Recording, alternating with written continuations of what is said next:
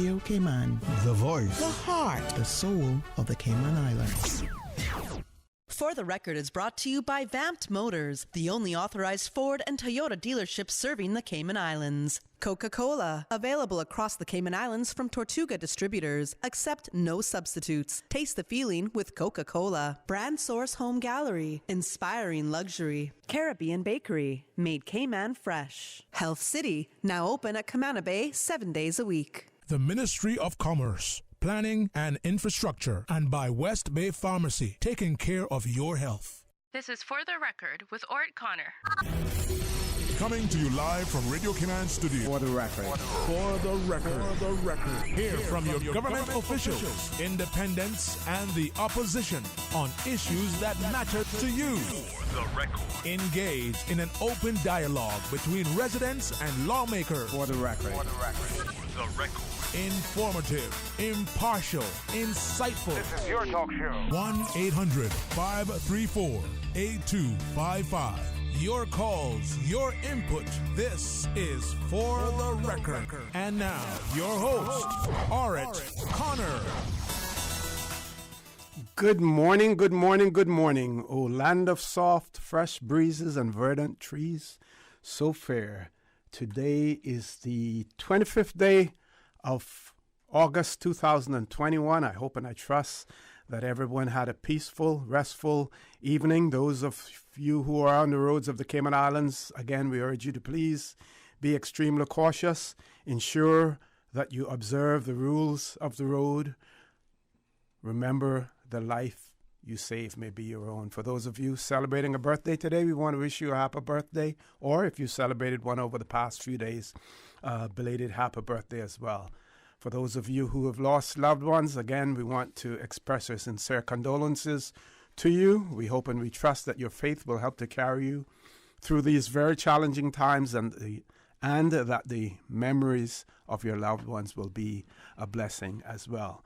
If you're not feeling well today, whether at home or at a medical facility, we also hope for you a speedy recovery as well. So, folks, I want to thank you for allowing Radio Cayman, and by extension For the Record, into your homes, into your vehicles as you traverse the busy roads of the Cayman Islands, into your places of work, wherever that may be. As you know, For the Record is a show produced by the staff and management of Radio Cayman, and it is geared towards keeping you abreast of issues as they arise and play out on the local, regional, and international scene.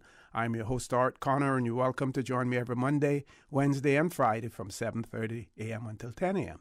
During that period, our phone lines are open, and we're happy to have the beautiful radio voice of Miss Susan Watson back from vacation with us. You can call us on our toll-free number, provided courtesy of Flo. That toll-free number, 1-800-534-8255. You can also call us on 949-8037 and 949-6990. Email us at fortherecord, one word, fortherecord at candw.ky. WhatsApp us, 925-3261. Follow us on YouTube simply by subscribing to Radio Cayman live stream. Before I introduce my guests this morning, I want to share with you the results, latest results that we had on COVID-19 vaccination process here in the Cayman Islands, as well as testing. And Chief Medical Officer Dr. John Lee reported on the 24th of August that 279 COVID-19 tests had been carried out since it was last reported on Monday the 23rd. There was one positive test result in a traveler. So that is what we had in relation to that. Now, this morning, we are going to be discussing the upcoming changes to vehicular traffic flow at Cayman airports. And it is my pleasure to have in the studio with me this morning the director of the Cayman Islands Airport Authority, Mr. Albert Anderson, and Chad Yates. Mr. Chad Yates, who is the Chief of Security. Chief of Security at the airports as well. Gentlemen, good morning. Welcome to For the Record. Morning, O.C. Good to be here. Morning, sir. Morning. Okay, and I just wanted, Ms. Susan, what we're going to do is let our listeners know that we're going to close the phone lines off for a while. Let them talk first, and if there are any questions, any comments, then we will open the phone lines after. So, Mr. Albert, can you tell us about these changes, when they're going to come into effect, and what it is all about? Sure. So the change is going to come into effect on the Monday, the 30th of August. Mm-hmm. Let me just give a bit of background. Of course, airport security is an ever-changing thing. The International Civil Aviation Organization, who sets the standards and recommended practices for the aviation industry worldwide, has a standard that says that vehicular traffic shouldn't be any closer than 30 meters to a terminal building for an international terminal. Mm-hmm. So we have under the UK represents us at the International Civil Aviation Organization. The UK has accepted and implemented that best practice in the United Kingdom, and most European countries have. And as a overseas territory, we therefore now have to follow the same suit.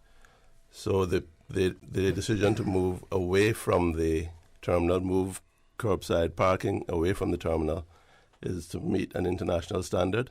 And the way we're going to do that is to divert the traffic through the short-term car park so that people can drop off and move through the car park. I'll let Chad talk through the details of how that's going to work, and then we can talk some more about it. Okay, Mr. Yates. Yes, sir. Morning.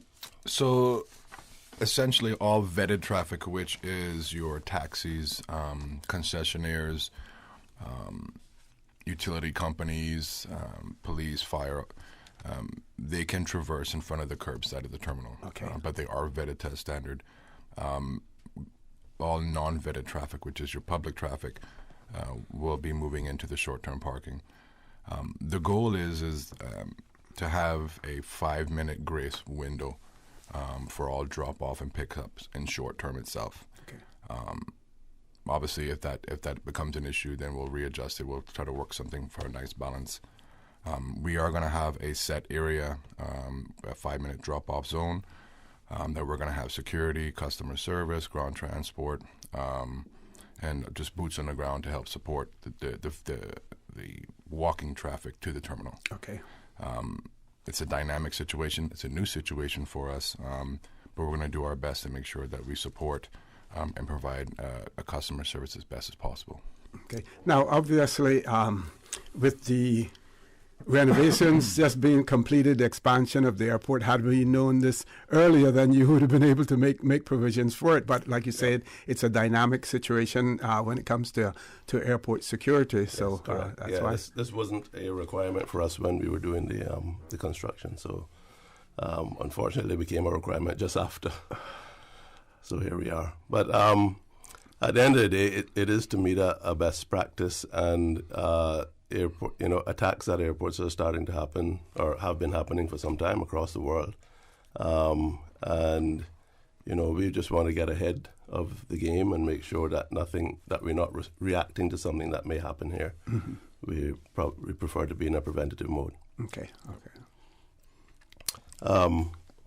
I'd just like to also say that there's a diagram that we've sent out that's been circulated on social media, which is correct. It shows a 5-minute drop-off zone, but that is not the only area.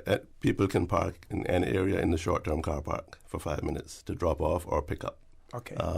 That area is just where all of the support will be staged, the baggage carts, the porters, and anything else, any support that people may need will be staged in that area in the southwest corner of the car park. But you can park anywhere within the car park. 5 minutes to drop off and come out. After 5 minutes, then the charging starts. Okay. Now, I know some persons who are aware of these changes have expressed concerns about those persons who need assistance, let's say a wheelchair, or if they're using a walker or something like that, and they will have to go through the same process, the same procedure as well? They will. Of course, we're going to have people there to assist. We have wheelchairs available if necessary, and we're also going to have a electric golf cart that can take people who need assistance over to the terminal. The airlines are always there as well with their wheelchair service for people who set that up beforehand. So it won't be really any different from dropping off at the curbside, except that it's a little further away. We have a designated area for disabled parking in the short term, which makes it very easy to get across to the terminal. And inclement weather, how do we address that? Rain. Yes, that's the big one. And so we don't have a cover across, but we are going to have quite a number of umbrellas available, similar to what the airlines do on the air side when you're boarding the aircraft. So you can pick up an umbrella, go across, and then drop it off at a reception point. And if someone needs assistance with umbrellas, then we can provide that assistance. Okay. Now, I'm sure that decisions like these are made by the regulatory authorities based on threat assessments and everything. Do they take into consideration each jurisdiction and their particular circumstances? Because you would venture to say that the Cayman Islands, the threat of a terrorist attack at our international airport is certainly much lower than in other jurisdictions. Is that taken into consideration?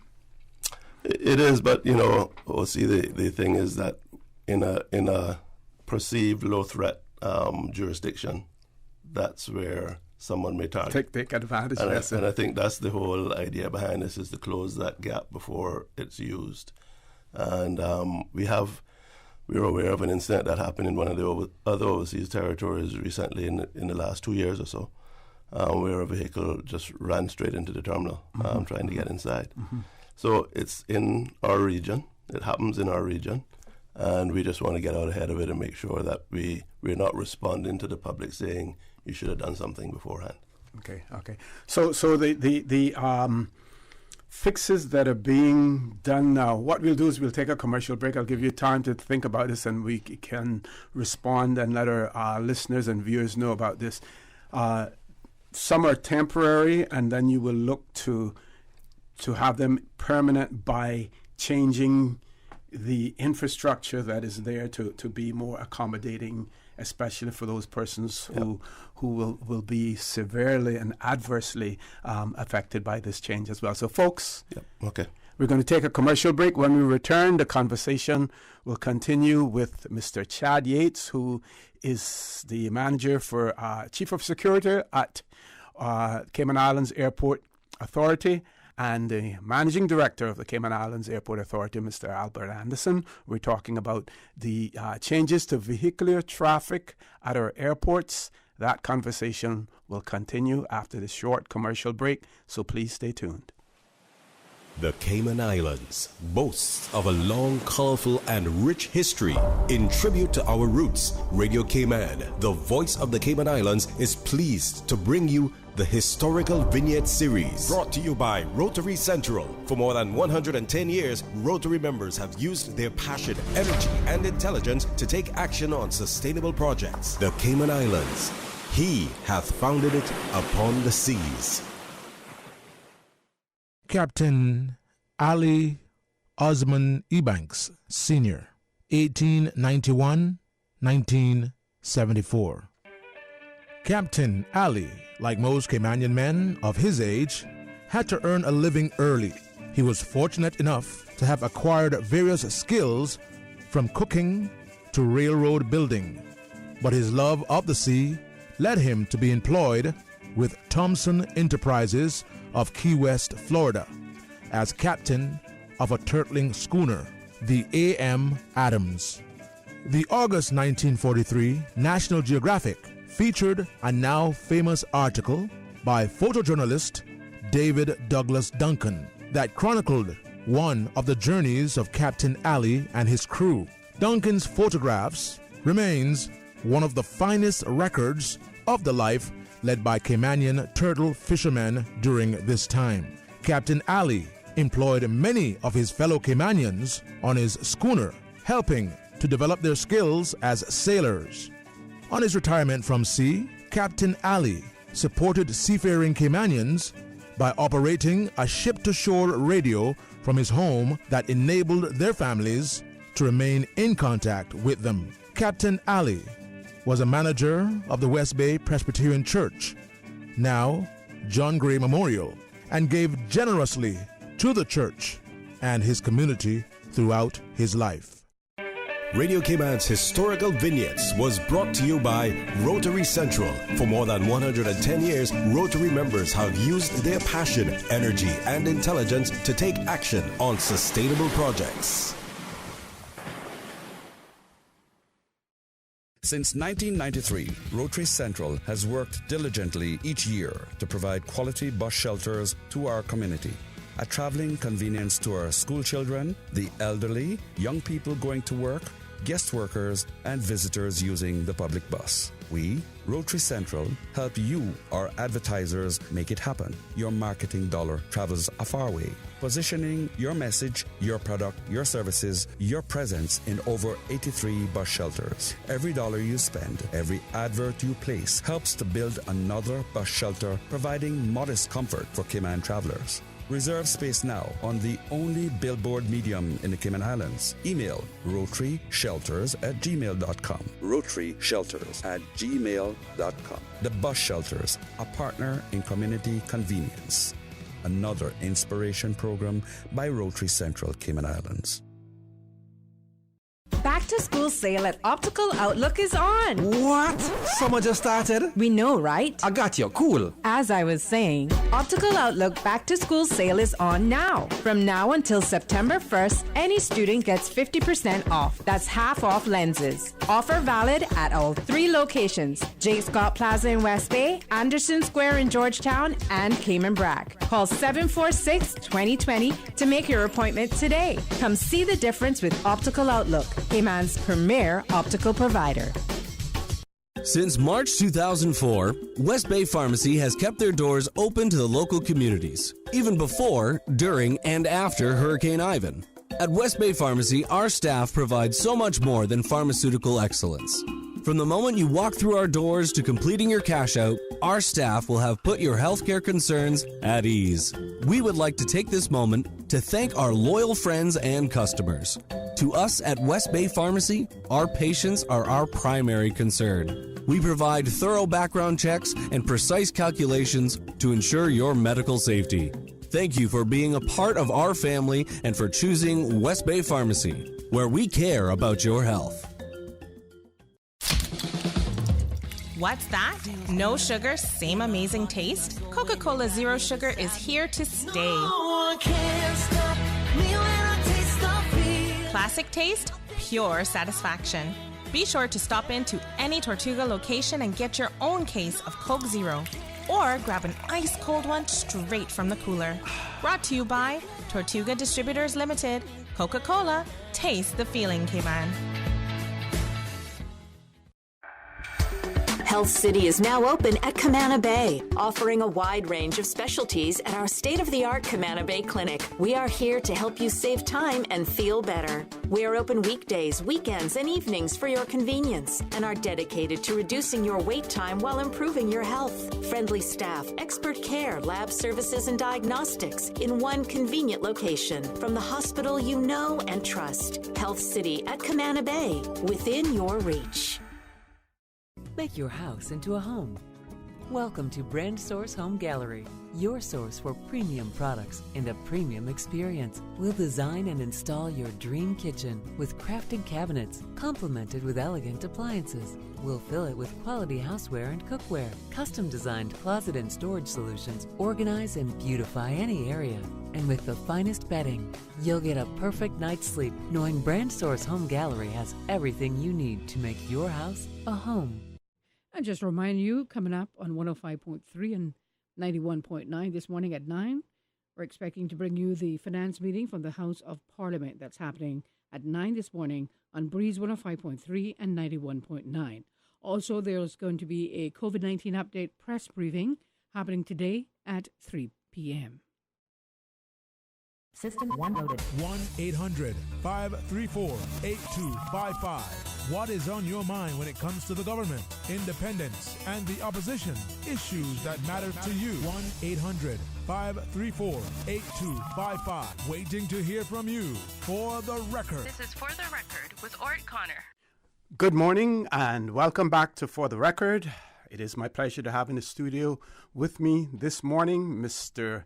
Chad Yates, who is the Chief of Security at the Cayman Islands Airport Authority. Also with us, Mr. Albert Anderson, the Managing Director of the Cayman Islands Airport Authority. We're talking about the changes to traffic flow at our airports taking place beginning the 30th of August. And before I go back to the both gentlemen, one of our listeners wanted me to ask whether there will be signs, security checkpoints, or alarms to enforce the new traffic flow at the Cayman's airports.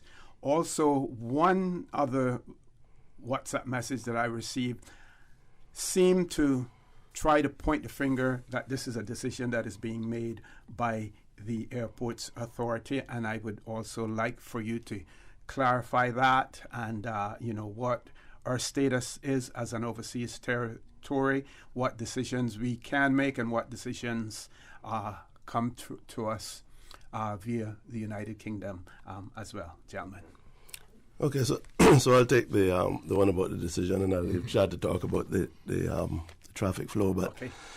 So this this is a decision to meet an international standard. Excuse me. We have to meet an international standard that's set by the International Civil Aviation Organization, and the United Kingdom represents the overseas territories at that forum. The United Kingdom has decided to adopt that standard across all of its airports and its overseas territories. So this is happening. It's already happened in Bermuda. I believe it has happened in Turks and Caicos, and if it hasn't already, it will be in all the other overseas territories. The decision that we have to meet is the 30-meter distance from the terminal. That's what we have to meet. It is our decision to push the traffic through the short-term car park. This is a immediate decision to meet the requirement. Mm-hmm. Over the longer term, we will work on improving that solution so that it is, I wouldn't say more workable, but so that it it's easier for people to navigate. More convenient, yes. Yeah. Mm-hmm. So that's the reason for the decision. The requirement is for us to meet 30 meters. We made the decision that we would do it by pushing the traffic through the car park. And it's something that's happening in all the overseas territories. Okay, over to you, Mr. Yates. So, in regards to the checkpoint, yes, we will have an established checkpoint just south of Andy's Rental Car Road. And it will be manned 24/7. We will have specific functions for that area. Obviously, the police and fire will have their direct link, and all of the taxis that are operating out of the airport licensed through us will have what they call an RFID screen on their vehicle. Yeah. So two things happen with that. Once the vehicle enters a checkpoint, confirms it's the person in the vehicle, the lever of the arm goes up, they move forward and get ready to go pick somebody up or drop somebody off. In regards to taxis that are not licensed operating at the airport but are still taxi drivers and vetted, we'll come to another window.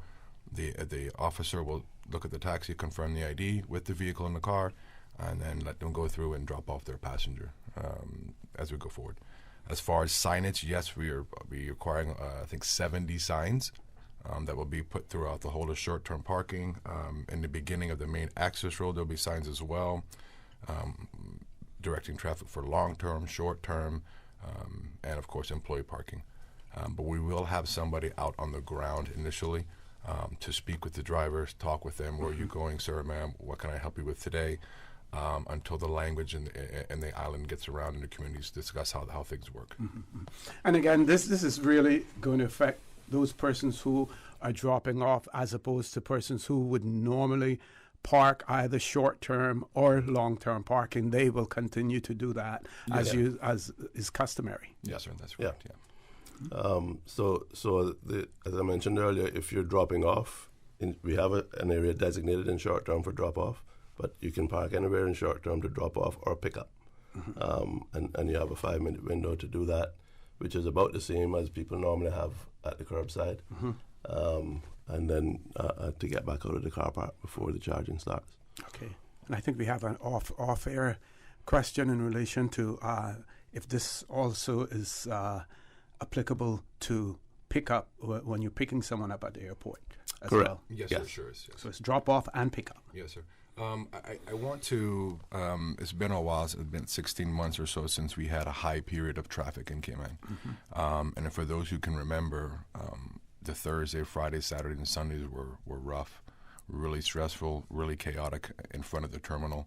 From a person getting out of the vehicle, with vehicles crossing in front of you, people getting out all over the place. It wasn't a very disciplined scene, for lack of a better word. But our goal here is to use the short-term parking to try to have a better process. Obviously, having supporting people there, doing what we can to get the public from the short-term to the ticketing area. And I think if we do it correctly, make the necessary adjustments and tweak it as we go along, I think we'll be okay. Okay, we're going to be going to the 8 o'clock news in about 30 seconds. When we return, what I'd like you to discuss or to clarify as well in terms of additional property. I know that when it came years ago, let's say 20, 30 years ago, when the Airports Authority, or Civil Aviation Authority was called then, was encouraged to acquire additional property. They were hesitant about doing that, so you ended up with the private sector acquiring that property, which makes it much more difficult now. So what room do you have for additional expansion to make things more convenient for the traveling public as a result of these changes? Folks, we're going to go to our 8 o'clock news. When we return, the conversation with Mr. Yates and Mr. Anderson will continue. Don't change that dial. Stay tuned to Radio Cayman. Thank you, Mr. Connor. And studio time now by Foster's is 7:59. It's time to live well with Foster's and CG Brit K. Live Well is your source for recipe ideas and lifestyle tips to help you achieve your healthy living goals. Head to livewell.fosters.ky and discover foods that will keep you fuller for longer, learn how to keep your skin healthy, and more. Plus, you'll also find our latest Live Well recipe. This week, we have classic stuffed peppers full of fresh, affordable ingredients. Get started at livewell.fosters.ky. Live Well with Foster's and CG Brit K. The voice of the Cayman Islands. 89.9 FM in Grand Cayman and 3.9 FM in Cayman Brac and Little Cayman. Silver wings shining in the sunlight. Radio Cayman. The 8 a.m. news is proudly sponsored by the Chamber of Commerce Pension Plan. For further information, please visit chamberpension.ky. The Cayman Islands Chamber of Commerce Pension Plan. We're here for you. Please be advised that the pension contribution holiday has been extended until 31st of December 2021. Employers and plan members should ensure arrangements are in place for salary deductions and remittance following this date. The Cayman Islands Chamber of Commerce Pension Plan, keeping you informed. For further information, visit chamberpension.ky. And for information as it happens, follow us on Facebook, LinkedIn, or Instagram. Email admin@pensions.ky or call 745-7630. We're here for you. For today's biggest news. Radio Cayman, the voice of the Cayman Islands.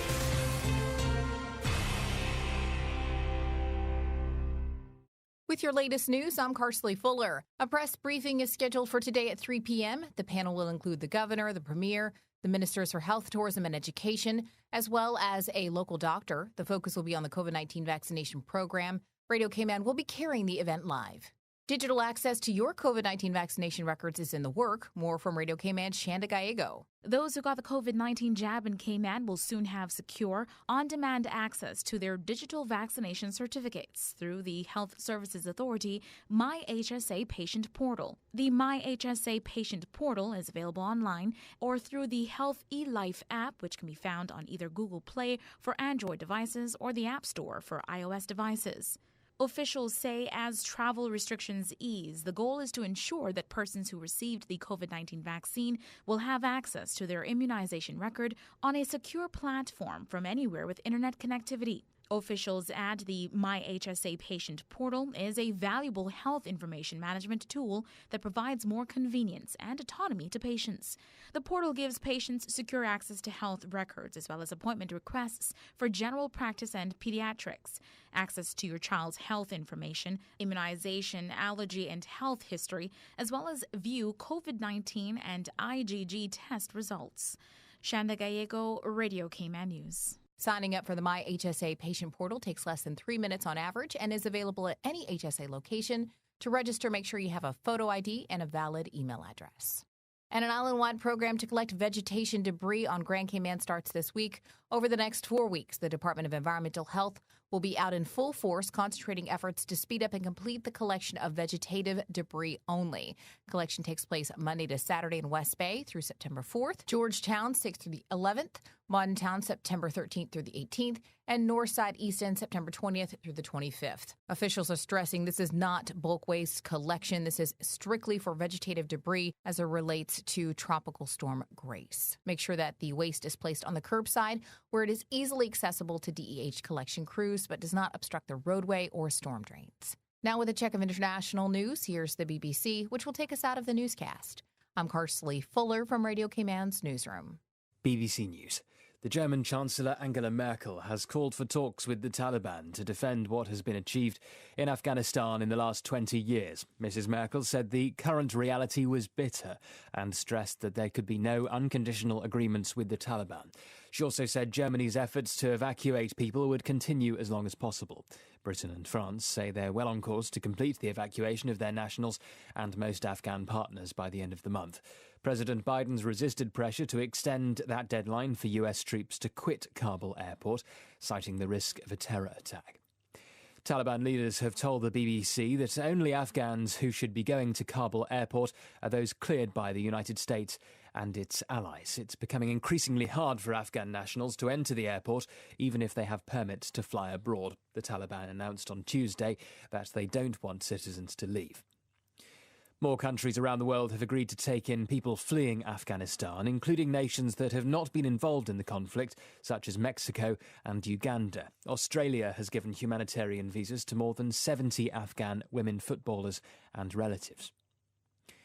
Children in China will begin to study the political ideology of President Xi Jinping as part of the national curriculum. The Ministry of Education said the new material would strengthen resolve to follow the ruling Communist Party and cultivate patriotic feelings. It said the classes would help teenagers in particular to establish Marxist beliefs.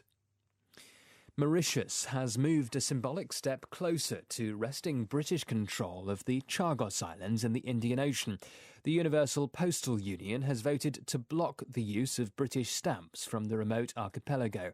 This means that all post to and from the Chagos Islands must now bear stamps from Mauritius. That's the world news from the BBC.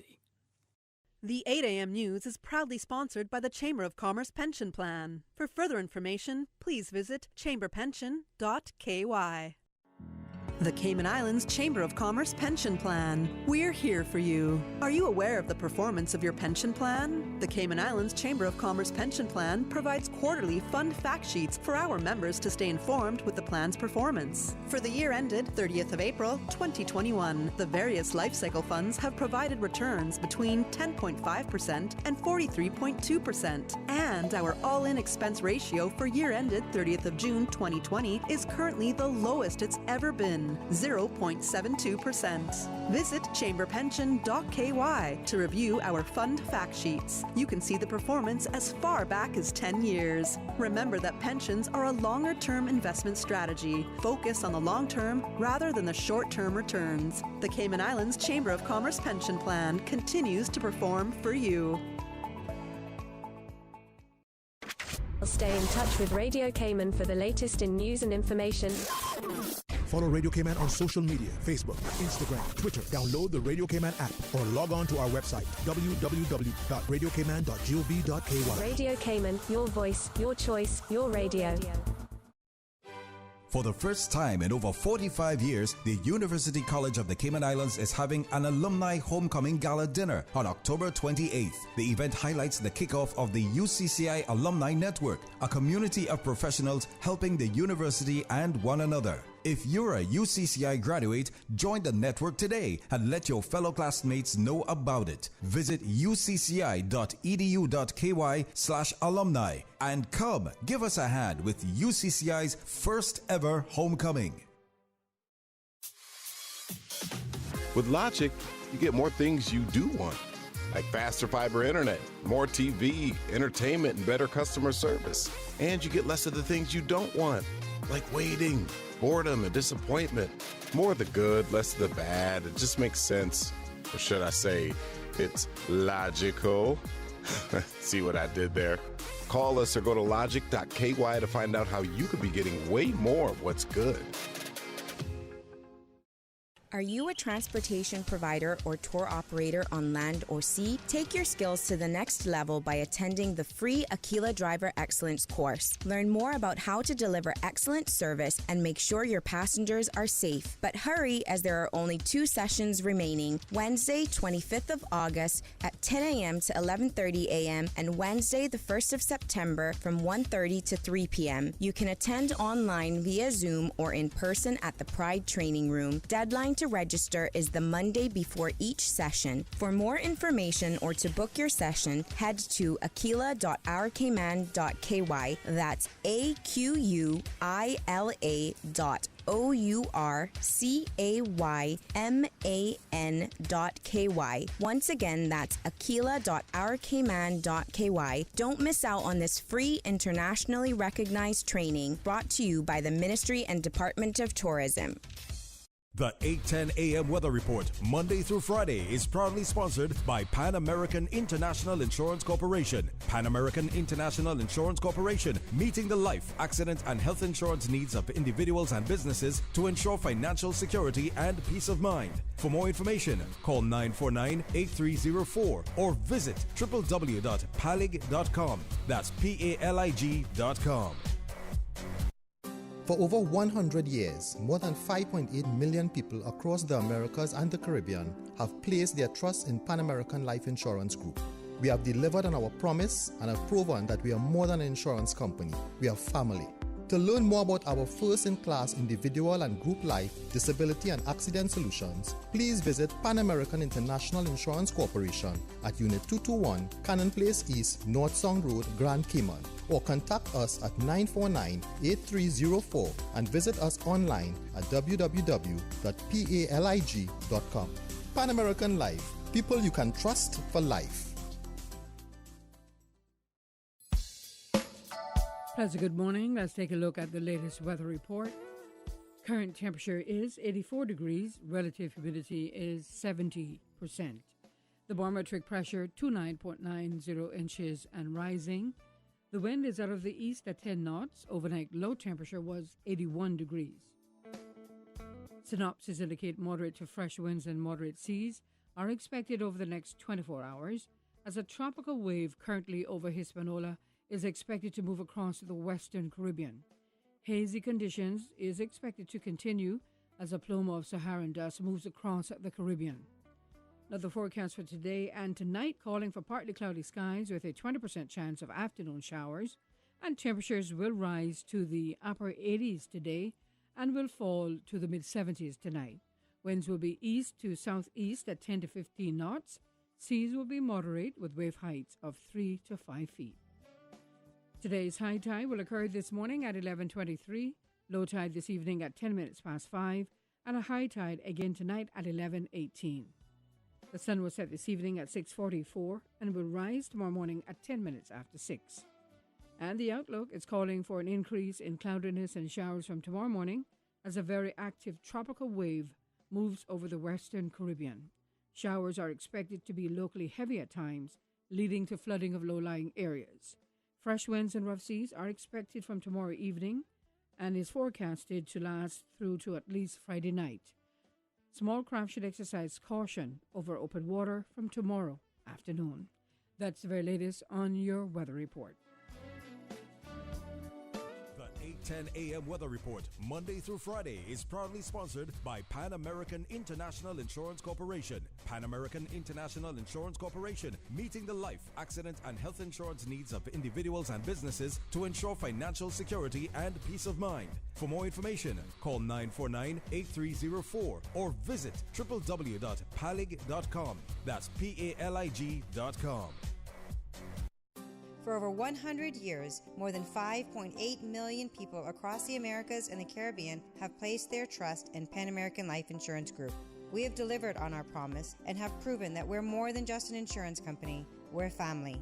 To learn more about our first-in-class group health and employee benefit solutions, please visit Pan American Life Insurance Company of the Cayman Islands at Unit 221, Cannon Place East, North Sound Road, Grand Cayman, or contact us at 949-8304. You can also visit us online at www.palig.com. Pan American Life, people you can trust for life.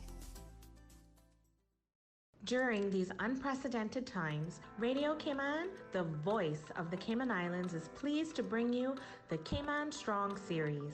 The Cayman Strong Series is brought to you by OnCourse Cayman. Visit oncourse.ky to view a full list of wellness services and their qualified team. OnCourse Cayman, health, wellness, and happiness.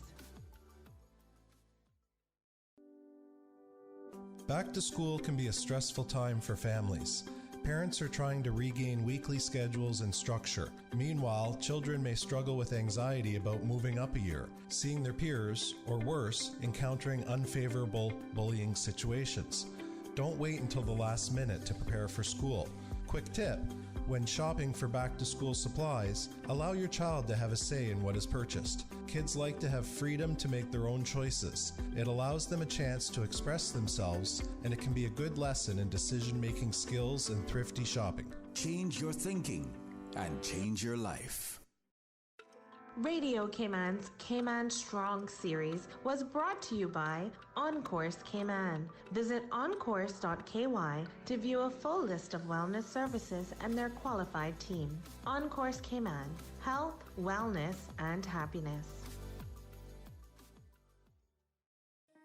These days, feelings of loneliness, anxiety, stress, and depression can be overwhelming. Just know you are not alone. OnCourse Cayman offers private mental health services for children, teens, adults, and groups. Visit oncourse.ky to view a full list of wellness services and their qualified team. OnCourse Cayman, health, wellness, and happiness. The traffic report is brought to you by Subway. Planning a meeting, event, or office celebration? Visit subway.ky to place your catering order today. Good morning once again. Let's take a look at what's happening on the roads. Just want to let you know CUC crews will be working on North Church Street today between Rackham's and Bodden Road. That's happening between 9 a.m. and 4 p.m. Main traffic will be diverted to Eastern Avenue and only local traffic will be allowed in the area. Now, the crews will be installing new poles as well as changing out a broken mainline pole. If you can avoid the area, please do so. That's happening on North Church Street between Rackham's and Bodden Road, and traffic will be diverted to Eastern Avenue and only local traffic will be allowed in the area. Other sections on the roads of Cayman: Shamrock Road traffic is steady but flowing. Little steady traffic as you approach the Linford Pearson Highway. On Crew Road, traffic is steady but flowing as well. On the West Bay Road, moderate flow of traffic in both directions. Into Georgetown on Shen Road looking pretty good. Out of Georgetown, traffic is flowing moderately. Edward Street, moderate flow of traffic, and traffic is flowing at a good pace on Godfrey Nixon Way and Eastern Avenue, and light to moderate traffic flow on Owen Roberts Drive. That's the very latest on your traffic. Join us again at about 10 minutes after 12. We'll have another traffic report just for you. Remember, click it or tick it. Summer, the season for backyard gatherings, beach parties, office socials, and camps for kids. Make the most of your summer party and leave the catering to Subway. Choose from small and large sandwich platters or double meat wrap platters, and top it off with optional cookie platters for dessert. Or ask about our Subway Box to Go, with the option of a 6-inch or foot-long sandwich, 1 cookie, and 1 bag of chips. Cater your summer with Subway. Visit Subway.ky for menu options. Subway. Eat fresh.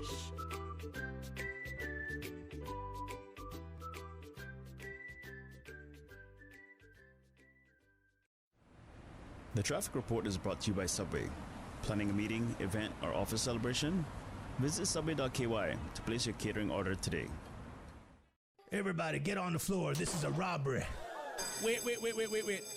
Randy, that you? Mr. Brown, get on the floor and mind your business. Well, I tell you one thing. I ain't not been up here all day waiting in this line just for you to come up here to take the same money that I waiting on. Bobo, don't make me call your mama. Well, it's back to school time now for my kids, and it's the only way I'm going to be able to afford all their school supplies. But Randy, you not heard Lee's office products having a back-to-school sale hour? Come on, man. You don't need to rob no bank when Lee's giving you 15% discount on school supplies. And look at her, if you tell them Mr. Brown sent you, they will give you another 5% off. And just for shopping there, you get entered to win a new laptop, a new office desk and chair. It's a win-win, Bobo. What you telling me? Boy, Randy, you better get going. Sound like CI's finest coming down the road. Optical Outlook Caymanian Village location has moved. Same great services and products, new location. We've moved to Anderson Square in central Georgetown. It's a much larger space with dedicated parking. Please call us on 746-2020 to make your appointment at our new location today. Make sure to follow us on Facebook and Instagram. Please come see the difference with Optical Outlook, Cayman's premier optical provider.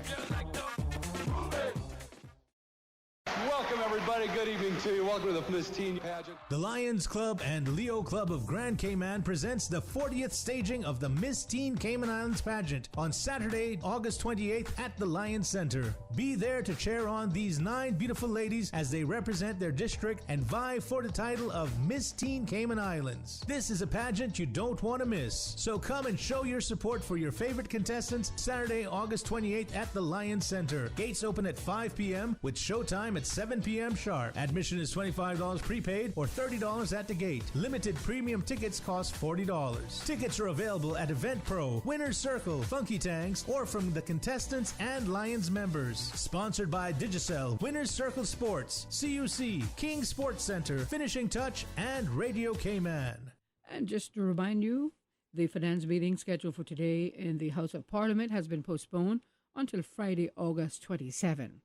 Now, there's going to be a COVID-19 update press briefing taking place this afternoon at 3. For the record, with Ort Connor. Initiating system. For information that matter. For the record, with Ort Connor. Continues right now on Radio Cayman. Good morning and welcome back to For the Record. In the studio with me this morning, we have Mr.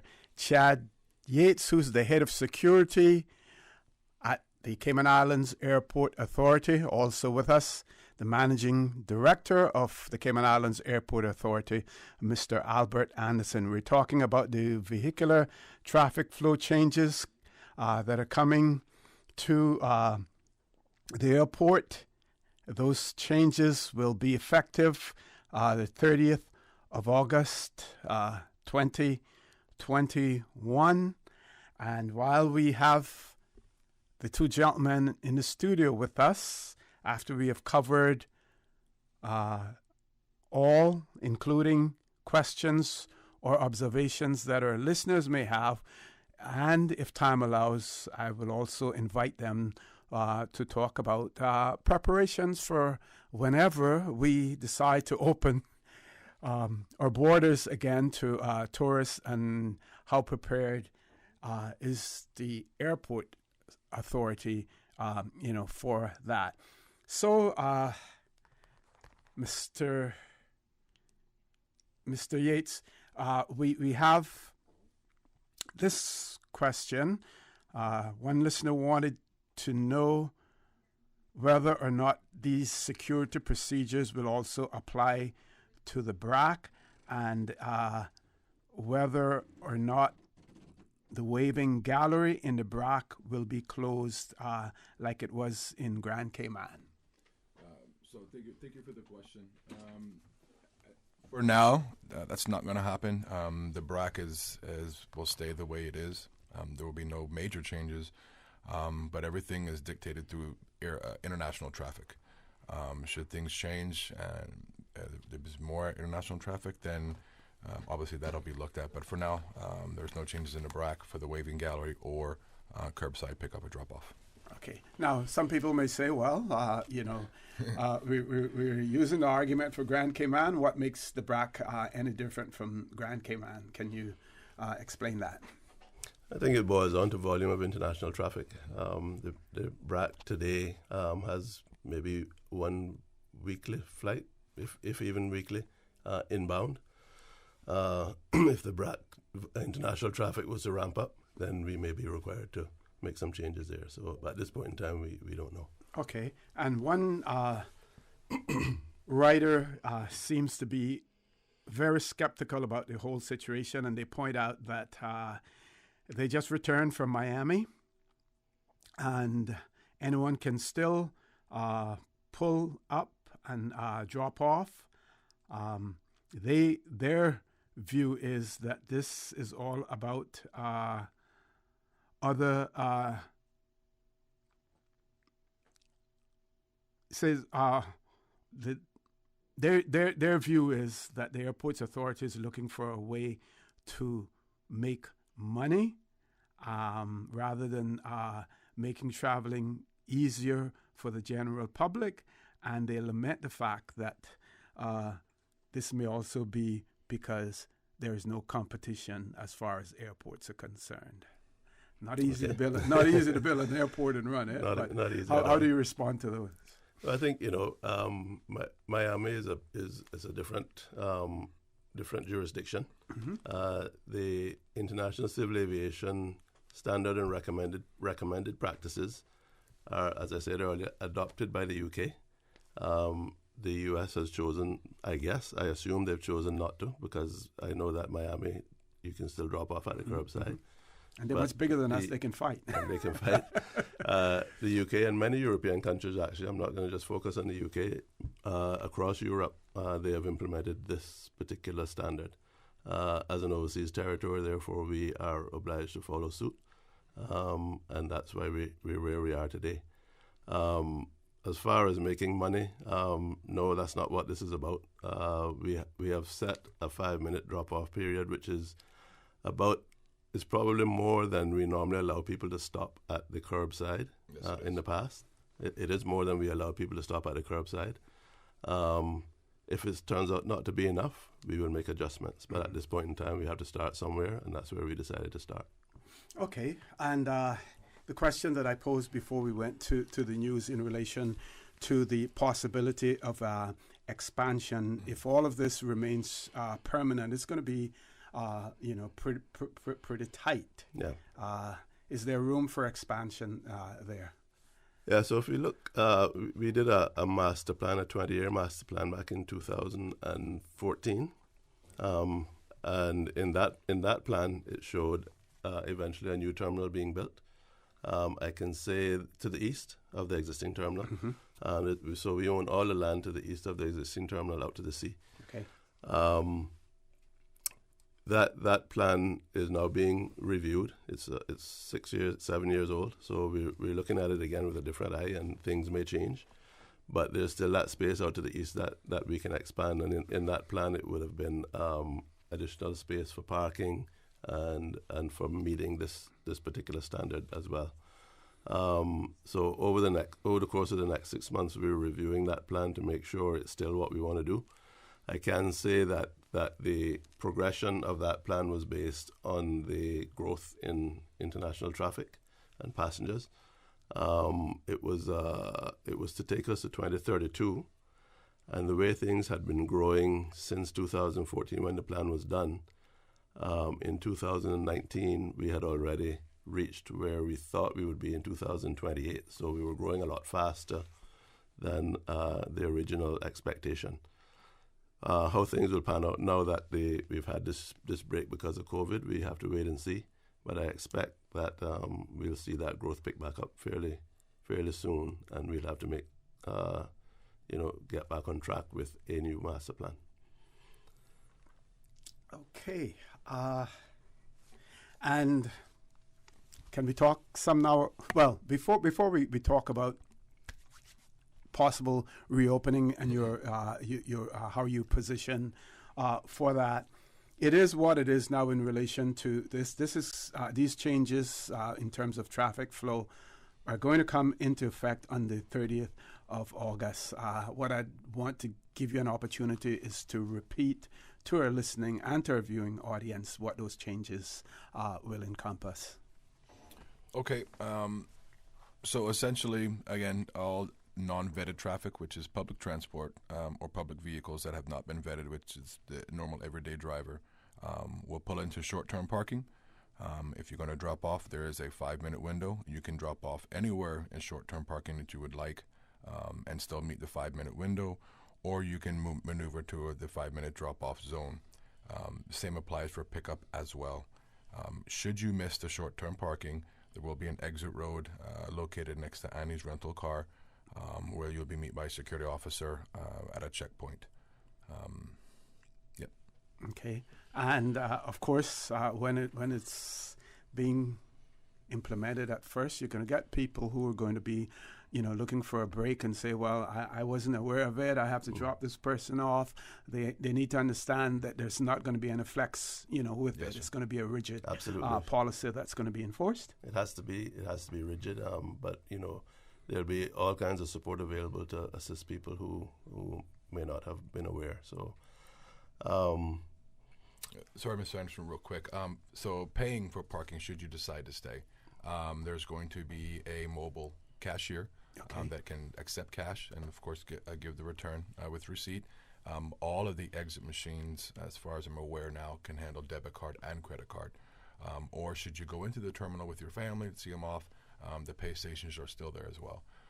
So we're trying to make it as easy as possible and efficient as possible.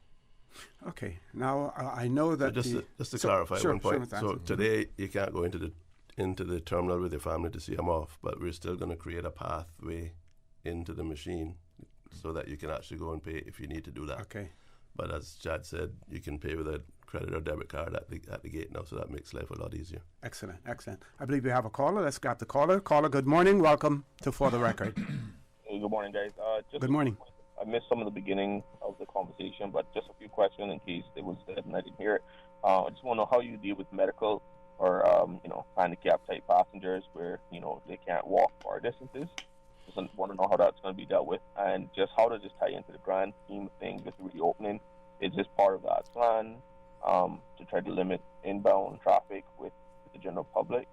And then the third one is, I know you mentioned that this was a kind of a EU standard, UK EU standard. The only question I have there is, while we adopted it because it's an overseas territory, there is some concern that those countries have much more flexibility, much more inbound and outbound traffic. We don't have that, so maybe we don't need to adopt everything that they're doing just to appease big brother, big sister, or whatever they may be. So I'll leave you those three questions at that point. So thank you. Thank you very much, caller, for that. We have another caller. You've taken note of what is that. Yes, next caller, good morning. Welcome to For the Record. Good morning, O.C. and your panel there. Good morning, sir. How are you? I'm fine, thanks. This is another freedom being removed, so the innocent are going to suffer for the guilty again. I'm just wondering, can a person qualify to be an authorized person to enter the same original area where we've been used to using, or is that going to be strictly used for taxis and buses, whatever? Okay, you want to take it? You can take it. Okay. Good morning. As it stands now, it's all for commercial use only, for taxis, buses, corporate vehicles, i.e., like your electricians, your plumbers, obviously the emergency vehicles, emergency services. But for now, for the regular public, no, we can't allow that, sir. Where the regular public can qualify to stay using the same system? No, sir, they cannot. The public vehicles will have to go through the short-term car park for pick-up and drop-off. Okay. So you wouldn't be allowed to make a circle waiting on people coming out of the terminal, like a lot of people do, waiting on people to come out rather than go and park when you expect they'll be out in a few minutes or something? No, sir. So what you got to do? You got to pull in and park and wait regardless of the time. You can make the decision to park in the car park. If you go past 5 minutes, then you would have to pay, or you can wait elsewhere until it's time to come and pick up. Which means that your passenger that you're picking up would be in that area that is assigned for pickup. They would call you and say, "I'm here now," and then they would drive in, which Correct. means less time spent. Correct. But of course, it's going to be a lot more dangerous with people crossing all those lanes where the traffic would be traveling too, wouldn't it? Well, there's a lot less traffic now, so it's going to be less dangerous actually. Right, because traffic wouldn't be traversing there. That's correct. Yeah. Well, for the time being, I agree. But normally, you would have traffic going through those, whatever it is, 3 or 4 lanes sometimes, and people had to be weaving and bobbing through that traffic to get across to the parking lot, going and coming. Yeah, it was actually very dangerous in the past because of just that, but because we're now limiting the traffic that goes through, it makes it a lot safer. Well, I agree. You would probably reduce a lot of the traffic doing that, yes. Anyway, it's going to make it much more inconvenient for the public, which I'm not happy with, to be honest. But if that's what we've got to do, I guess we'll have to accept it or whatever. Yeah, we're going to do our best, sir, to make it as good an experience as possible. I think you should really have some covered area that people can, in case of rain or whatever, can have some shelter while they might be waiting a few minutes on someone to pick them up or something. I don't have any consideration to anything like that. But I think for the passengers who are arriving, there's covered area there, and there's also space inside the terminal where people can wait. And then when they get the call that someone is there to pick them up, they can just then go. And of course, as I said earlier, we'll have umbrellas available for people to use. It's not the ideal solution, but over time we expect to be able to create a better environment with regard to cover and so on. Okay, thank you. Okay. Thank you. Thank you, sir. Thank you very much, sir. We're going to take a commercial break and then give you an opportunity to answer those three questions that the previous caller had as well. Folks, please stay tuned. For the record, we'll be back shortly. We think it's time you crossed over to a new vehicle. And with the 2021 Toyota Corolla Cross now at Vamt Motors, you have plenty of reasons to make the switch. The crossover body and hybrid engine is a sleek design in a sturdy structure with a spacious interior that opens to extensive cargo space. Stuck in traffic? The high-performance self-charging hybrid system automatically switches between gas and electric vehicle mode, helping you lower both fuel costs and carbon emissions. The Corolla Cross has full LED lighting inside and out, an integrated display audio system with energy monitor, and a dual-zone climate control system to ensure comfort for all. Test drive the new 2021 Toyota Corolla Cross Hybrid today at Vamt Motors, Walkers Road. Back back-to-school sale at Optical Outlook is on. What? Summer just started? We know, right? I got you. Cool. As I was saying, Optical Outlook back-to-school sale is on now. From now until September 1st, any student gets 50% off. That's half off lenses. Offer valid at all 3 locations: J. Scott Plaza in West Bay, Anderson Square in Georgetown, and Cayman Brac. Call 746-2020 to make your appointment today. Come see the difference with Optical Outlook, Cayman's premier optical provider. You don't always have to give up the food you love to live a healthier life. You just have to choose better to eat better. At Caribbean Bakery, we know that delicious, nutritious bread only uses a few ingredients that leads to better taste, better health, and an overall better experience. We focus on simple, quality ingredients while leaving out the bad ingredients that commercial bread brands are known for and can lead to illness. Feed your body, feed your family with 100% additive-free, freshly baked bread from Caribbean Bakery. And don't miss our hot bread Sundays, freshly baked loaves delivered to Mick Russ grocery store every Sunday morning. Caribbean Bakery, made Cayman fresh. In an effort to reduce the risk of fires at the Georgetown landfill, the Department of Environmental Health has updated policies for scrap metals, derelict vehicles, and equipment which can be dropped off to the Georgetown landfill Monday to Friday from 7 a.m. to 4 p.m. only. Vehicles should be separated from other waste and must be thoroughly emptied of all waste, batteries, and flammable material. Scrap metal should be sorted before arrival and free of waste and contamination. Batteries and electrical items should be separated from all other waste. For more information on how you can help prevent landfill fires and where to recycle, visit www.deh.gov.ky.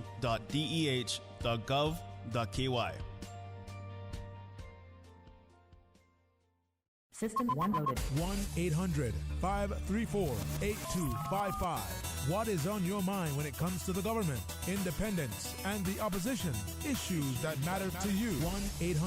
1-800-534-8255. Waiting to hear from you. For the Record. This is For the Record with Ort Connor. Good morning, and welcome back to For the Record. In the studio with me this morning, the head of security at the Cayman Islands Airport Authority, Mr. Chad Yates, managing director, Mr. Albert Anderson. We're talking about the changes to vehicular traffic at the airport. And gentlemen, I just want to say that we're getting mixed reviews from our listeners in relation to this. Some seem skeptical, about why it's taking place, and we can address that later on in terms of the responsibility that you have not only to make things convenient for people, for the travelers, but also to ensure that it is safe for everyone, and certainly safe to Trump's convenience any day of the week in my book. But before we do that, those 3 questions that the other caller had. Sure. So let me just address the passengers with reduced mobility issue. The caller quite rightly raised that, and that is something that's been top of mind for us. So there is space within the short-term car park allocated for disabled people to park, whether they're assisted or there are some disabled people who are unassisted. Mm-hmm.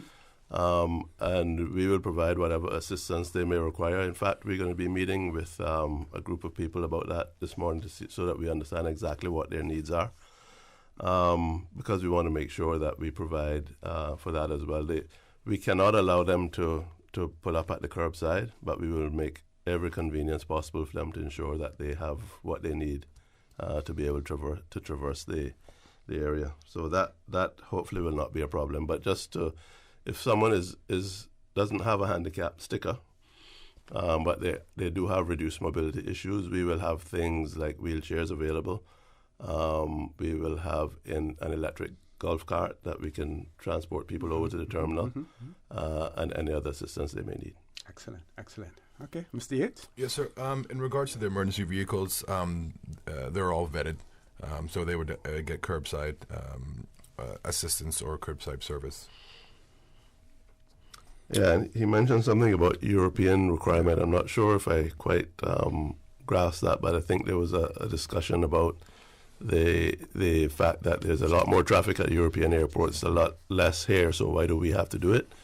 And it simply boils down to, again, as I said earlier, Cayman is a British overseas territory, The UK and many European countries have adopted this standard, and as an overseas territory, we are obliged to follow suit. Okay, copy on that. I know that the Health Services Authority, they love your building, the terminal. They enjoy that. They all sorts of accolades in relation to that building as a vaccine station. But it wasn't designed for that, even though it seemed to work quite well. Yeah. When do we get back to normal, and are you prepared? Yeah, so we were happy to have the Health Services Authority there. I thought it was a great idea that they raised with us, and we jumped on it right away. And I think it has served the community well. We have had discussions with them now about possibly pulling that back now that we have to start the process of the reopening of the borders process. So I expect that within the next week or two you'll see them pulling away so that we can then put that space to the use that it's designed for. But that's a discussion actually that I need to take up with them this week to understand exactly when that's going to happen. Okay. I'm going to let you ask you to stay on right until 9 o'clock, actually, just in case we get any additional calls. So if there's anything else that you want to talk about, we're going to take a commercial break, and when we return, then we'll make this a free-for-all for you in terms of anything else that you want to talk about as far as the Airports Authority is concerned. Folks, please stay tuned. For the record, we'll be back shortly. Are you feeling sick but don't feel ill enough to go to the doctor? Ask your pharmacist for advice. Here at West Bay Pharmacy, our pharmacists have been trained to offer helpful, easy-to-understand advice on the treatment of everyday minor ailments for yourself and all the family. Anything from headaches, cough, and sore throat to cold sores, our pharmacists will know when medical help is needed and will not hesitate to refer you to your doctor if your symptoms demand it.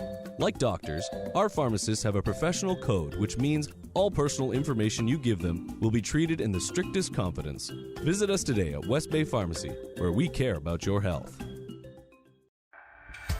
Health City is now open at Camana Bay, offering a wide range of specialties at our state-of-the-art Camana Bay Clinic. We are here to help you save time and feel better. We are open weekdays, weekends, and evenings for your convenience and are dedicated to reducing your wait time while improving your health. Friendly staff, expert care, lab services, and diagnostics in one convenient location from the hospital you know and trust. Health City at Camana Bay, within your reach. When I was growing up in Cayman, Sundays was always a big day for our family. Everyone would go to Granny's house for Sunday dinner after church. Even today, I can still smell the aroma of all the delicious food we used to eat, especially the hot, fresh baked bread smothered in butter, topped off with our favorite pan cheese. These days, I don't have enough time to cook and bake, but I do my best to carry on the Sunday tradition of family meals, and being able to get hot, fresh bread with no preservatives or additives from Caribbean Bakery is a big help for me. Shh, don't tell them, they still think I baked it. Caribbean Bakery, now delivering every Sunday to McGrath's grocery store in Eastern Avenue and Marina Drive. Caribbean Bakery, made Cayman fresh. 46 years of affordable, dependable, quality furniture is what Tomlinson Furniture has been giving the Cayman community. Come celebrate their anniversary with them. Sale starts Monday, August 23rd through to Tuesday, August 31st. Huge savings on everything in stock, including the mattress gallery. Never seen prices like these before on bedroom sets, solid wood chests, dining sets, TV stands. Spin the wheel with each purchase for a chance to win instant cash back and other prizes. No setup fees, delivery island-wide. Great looks, best prices, always. Tomlinson Building, Walkers Road. For the record, with Ort Connor. Initiating system. For information that matters. For the record, with Ort Connor. Continues right now on Radio Cayman. Good morning. Welcome back to For the Record. In the studio with me this morning, Mr. Chad Yates, Head of Security for the Cayman Islands Airport Authority, and the Managing Director, Mr. Albert Anderson. One of our listeners noted that whether I wanted to know whether or not that 5-minute grace period could be extended to 10. And they have also included some additional questions as well. The first one is, will the existing grace period continue for those parking in short term and then entering the terminal to meet incoming passengers? I believe it is longer than 5 minutes. I'll give you an opportunity to deal with that one before I go on to the other two. Okay, well, as in the past, if you wanted to go into the terminal to meet an arriving passenger, you had to park and pay. That won't change. The 5-minute period, we will look at it as we start this thing up, and if it's not working, we'll make whatever adjustment we need to do to make it work. But I'll just say that typically when you were able to drop off in front of the terminal, you would not be allowed to stop for as much as 5 minutes. You would have to move on in 2 or 3 minutes. So we feel that the 5-minute period is enough. Okay. And you may have answered this one before, but it's worth repeating. It says for those spending more than 5 minutes whilst dropping off, how will they pay? Will they need to get soaked getting to and from the terminal? As we said earlier, the credit and debit card facility at the exit gates is now working, so you can just reach out your windows, push your card in, push your parking card in, and then push your debit card in, and you're done. We will also have a mobile cashier at the gates, at the exit gates, so if you want to pay cash, there'll be someone there to take your cash and let you out. Okay. And the third question was, how will people know if they have exceeded the 5 minutes to drop off for the drop-off grace period? Will it be when they're attempting to exit? Because this could cause a real problem in the queue of traffic behind them. So how will they know? So the parking ticket has the time that you came in on it. Oh, so they will be issued with a ticket? Yeah, when you come in, you pull a ticket as you normally do. Okay, got it. And that has the start time on it, so you can measure it from there. If you get to the gate and it won't let you out, there's someone there to assist, and you can pay cash or use your card. Okay. Ms. Susan, you said someone had a COVID question. I think the general question there was as far as persons entering the terminal when it has reopened, whether or not the airport's authority will have a COVID policy in terms of masks or any other protocols that are in place, or whether or not you will be following the guidelines that are issued by the Chief Medical Officer and the government. Yeah, we work very closely with Public Health and the Chief Medical Officer on any guidelines at the airport. We have a policy document which we're actually currently updating. And as everyone knows, our policy is that inside the terminal you must wear a mask, and particularly on the arrival side, social distancing. During the reopening of borders process, that will change as we, the country opens up, and we'll follow the guidelines that are issued by Public Health. Mm-hmm. So at this point in time, yes, in the terminal you must wear a mask. We'll see how things go as we go through the phases and how the Public Health guidelines change. We'll follow them. Okay.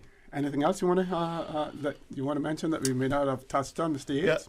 Yeah. So for me, it's just I just want everybody to know that this is new for us. It's definitely new for me, and it's going to be touch and go. I ask that we can be flexible and patient with us as we move towards this new change, and we're going to do our very best to take care of you as much as possible, and make getting to the ticketing area as easy as possible and efficient as possible. But yeah, just bear with us as we move. The goal here is to make sure that we are changing to become safer. And just your support in general is greatly appreciated. And you did mention those authorized vehicles and individuals that will be allowed in there.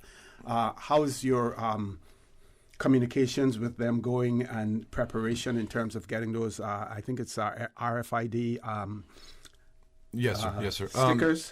So the stakeholders, we've had a couple meetings already with them. I have personally met with 2 or 3 already. By next week or shortly thereof, we're going to have a change management meeting where we'll have everybody involved. We'll sit down. We'll discuss the concerns and the issues, and a lot of times they do have answers for us as well, or supporting points for us as well. So, and that'll probably be on either Friday or Monday, and we'll just get together and sit down and hash it out and just work together as a team. Okay, we have another caller. You want to grab that caller? Sure. Caller, good morning. Welcome to For the Record. Morning, OC. Good morning. How are you? Morning, Albert, and the other guy there. Morning, sir. Albert, I have a couple of questions. Is there any plans to make better sheltering at the airport for picking up people in the rain? Yeah, as I mentioned that a little earlier, that we're starting this off now without too much of an option there. We're going to be issuing umbrellas, but the longer term plan has to be that we provide some kind of sheltered area for pickup and drop off. That plan is not finalized at this point in time, but it's something that we now have to put our heads together on and get in place. The other thing is there any plans for any commercial flights coming in here in the near future, like stay over tourists? So yeah, I was going to talk about that a little before we close, but okay. I'll listen in if you want. Sure. All right. Yeah, just to talk about the reopening plan, Sure. OC, because we, as everyone knows, government issued the 5-phase reopening plan, which we are following. So we're now in phase 2. Phase 3 starts September the 9th, which is when the additional airlines are allowed to come in. And at this point in time, I think the first of the additional airlines, from the information we have so far, will be in early October. In October 14th is when phase 4 starts, which is no quarantine, and that's where we expect to see the numbers increase of visitors. And also, so from October 14th to around the end of November, we'll see the number of airlines ramp up as well. And in November, then I think October 14th, arriving passengers are not allowed. They won't allow families with children, unvaccinated children under 12. Yes, sir. So that will limit the amount of people coming in. Right. In November, that changes. Children under 12 will be allowed in. So we're pretty much back to normal. So that's the kind of progression that we're expecting to see the traffic increase by, and the number of flights from the other airlines as well. So at this point in time, from the information we have, the flights will start ramping up from the other airlines early October. Okay. And any effects from the tropical storm Grace, or some people say Hurricane Grace? We still haven't decided which yet. No comment. Nothing major. See, I think the airport survived it pretty well. 1 or 2 things blew away, whatever. But generally speaking, we had very little damage. We had some water came in on the air side, but very little of that. And it was quite good. Okay, I want to give you an opportunity for some closing comments, and we'll start with Mr. Yates. So I think I talked about it earlier. Again, just be patient with us. We're going to do our very best and put our best foot forward to take care of you as you navigate the short-term parking area.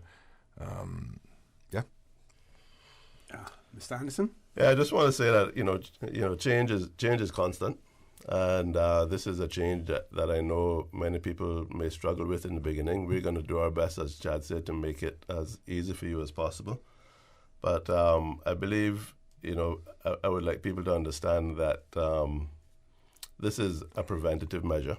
We are managing an area that is that where public safety has to be our biggest concern. And I much prefer to sit here and have this discussion we're having now than to be here a year from now having another discussion about why we didn't do this to prevent something that may have happened. As we progress, we'll find that we need to tweak this to make it work better, and we will do that. And as always, we're open to any feedback that might help us improve. You can go on our website, drop us a note via the website if you think that there's something we can do to improve, and we would happily consider that. Okay.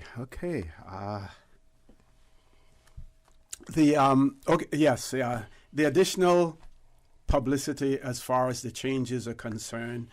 You say there will be signage. We're going to have. Will there be electronic signage as well, or just fixed signs? I think it's just fixed signage. Yeah. So there's an initial temporary package of fixed signage. At some point in time between now and the end of the year, we look at having a permanent base, which again is electronic, LED driven, that type of signage. But for now, it's fixed. We're working with NRA and getting the same fonts, the same style, so it's easily recognizable for everyone. And we'll have people on the ground out there speaking with the drivers that are coming in, communicating with them, talking with them, and doing our best to direct traffic. And your website is accessible as well and has information on there also? Yes, sir, that is correct. Facebook, I think Instagram, and the website. By the end of this week, we will circulate again the map showing the traffic flow and where people need to go, etc. And the information will be there's a FAQ, frequently asked questions, sort of thing that we're going to be publishing this week, and that'll also be on the website. Okay. Now, Cayman, like everywhere else, we're getting more and more paperless when it comes to payment. As well. Of course, I'm old school. I still like to use the hard cash. But with these changes and any views looking forward in terms of people being able to pay using their smartphone or otherwise in this area, if this becomes a permanent thing? I mean, that's something that I don't know if anywhere in Cayman does that yet, but we would certainly like to be on the front line with that when it becomes. I think the system we have has the capability to go there. As I said, we can do debit and credit card payment at the exits now.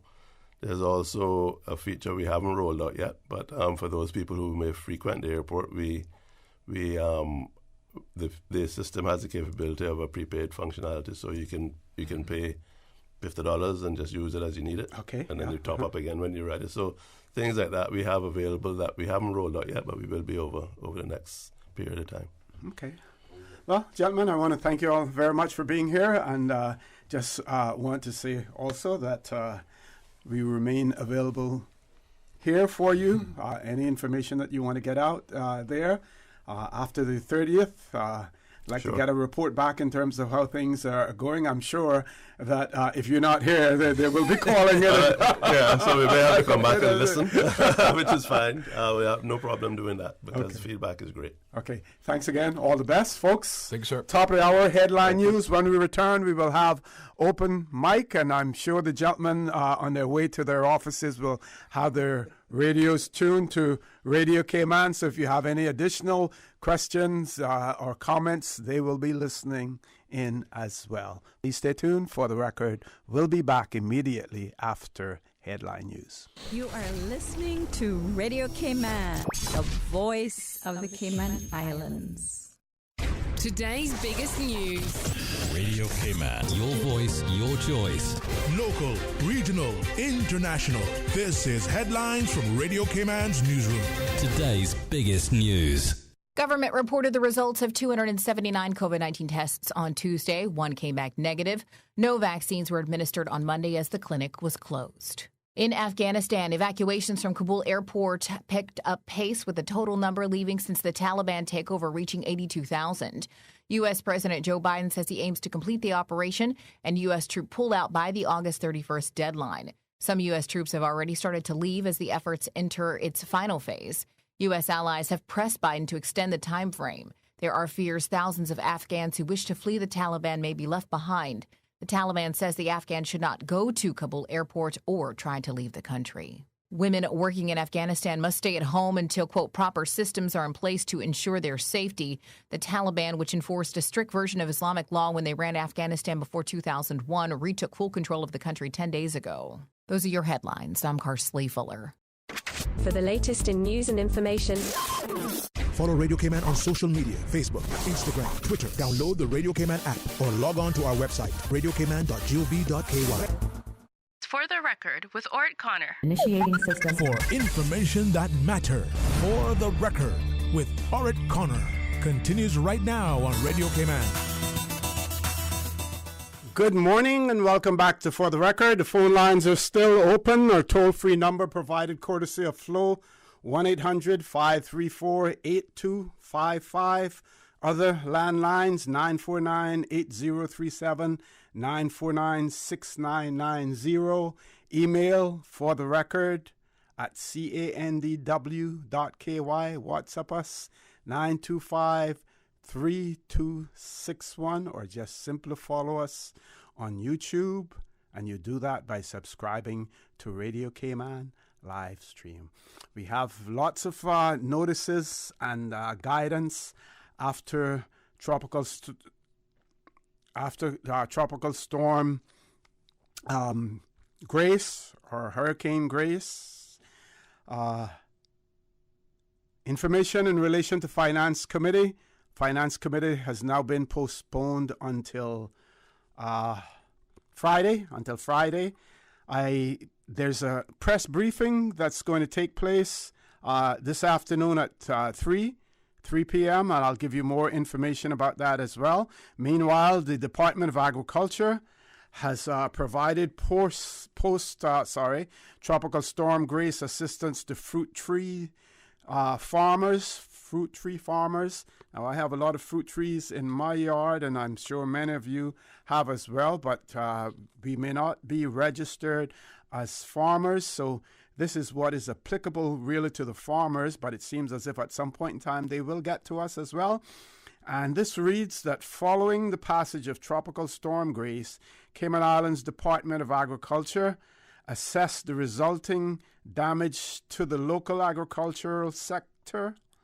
The Department of Agriculture found extensive damage to agricultural crops, particularly to fruit trees, and the department is currently prioritizing its assistance to farmers by resetting as many toppled fruit trees as possible. Over the past weekend, teams from the Department of Agriculture provided assistance to 7 tree crop farmers in the districts of Bordentown and East End, moving to another 2 farms on Monday, the 22nd of August. Given the limited window for successfully resetting fruit trees, the Department of Agriculture is focusing its efforts initially on commercial farmers. To ensure that the Department of Agriculture teams can reach as many farms as possible, assistance is currently being limited to resetting trees only to a maximum of 8 hours spent on any one farm.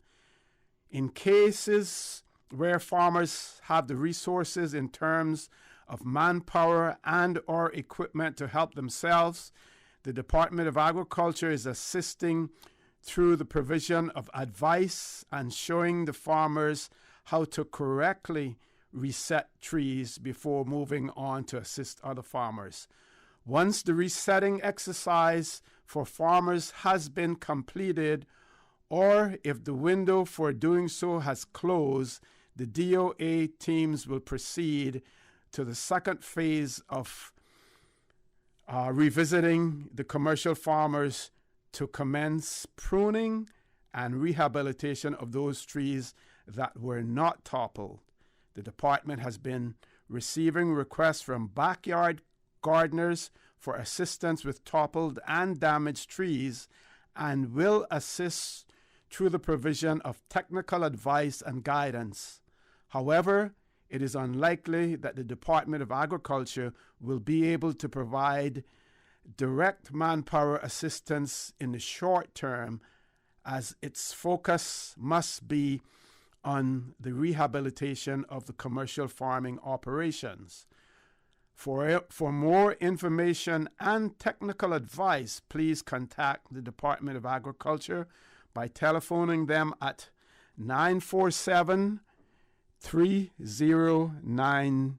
I'm going to repeat that. If you want to contact the Department of Agriculture about seeking any technical advice, that number is 947-3090, or you can email them at ciagriculture@gov.ky, or you can visit their website at doa.gov.ky.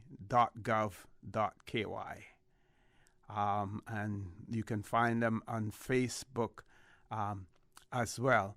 Now, what they haven't said here is the window of opportunity, that any farmer, especially the backyard farmers, have before trying to right the trees, because as they lay there, those roots are alive, they will continue to grow, they will continue, they will then restrict the trees from being set upright, and in some instances you run the risk of snapping the main root or the top root of the tree as well. So if anyone knows what that window is, I would imagine that the less rain that we get, that window is probably shorter. I may be wrong, but it would be good to know what that window of opportunity is. I'm going to pause there for a minute. We do have a caller.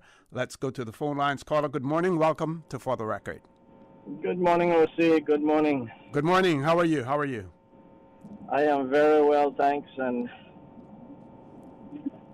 can't believe my ears this morning, to be honest, with those two clowns, I call them.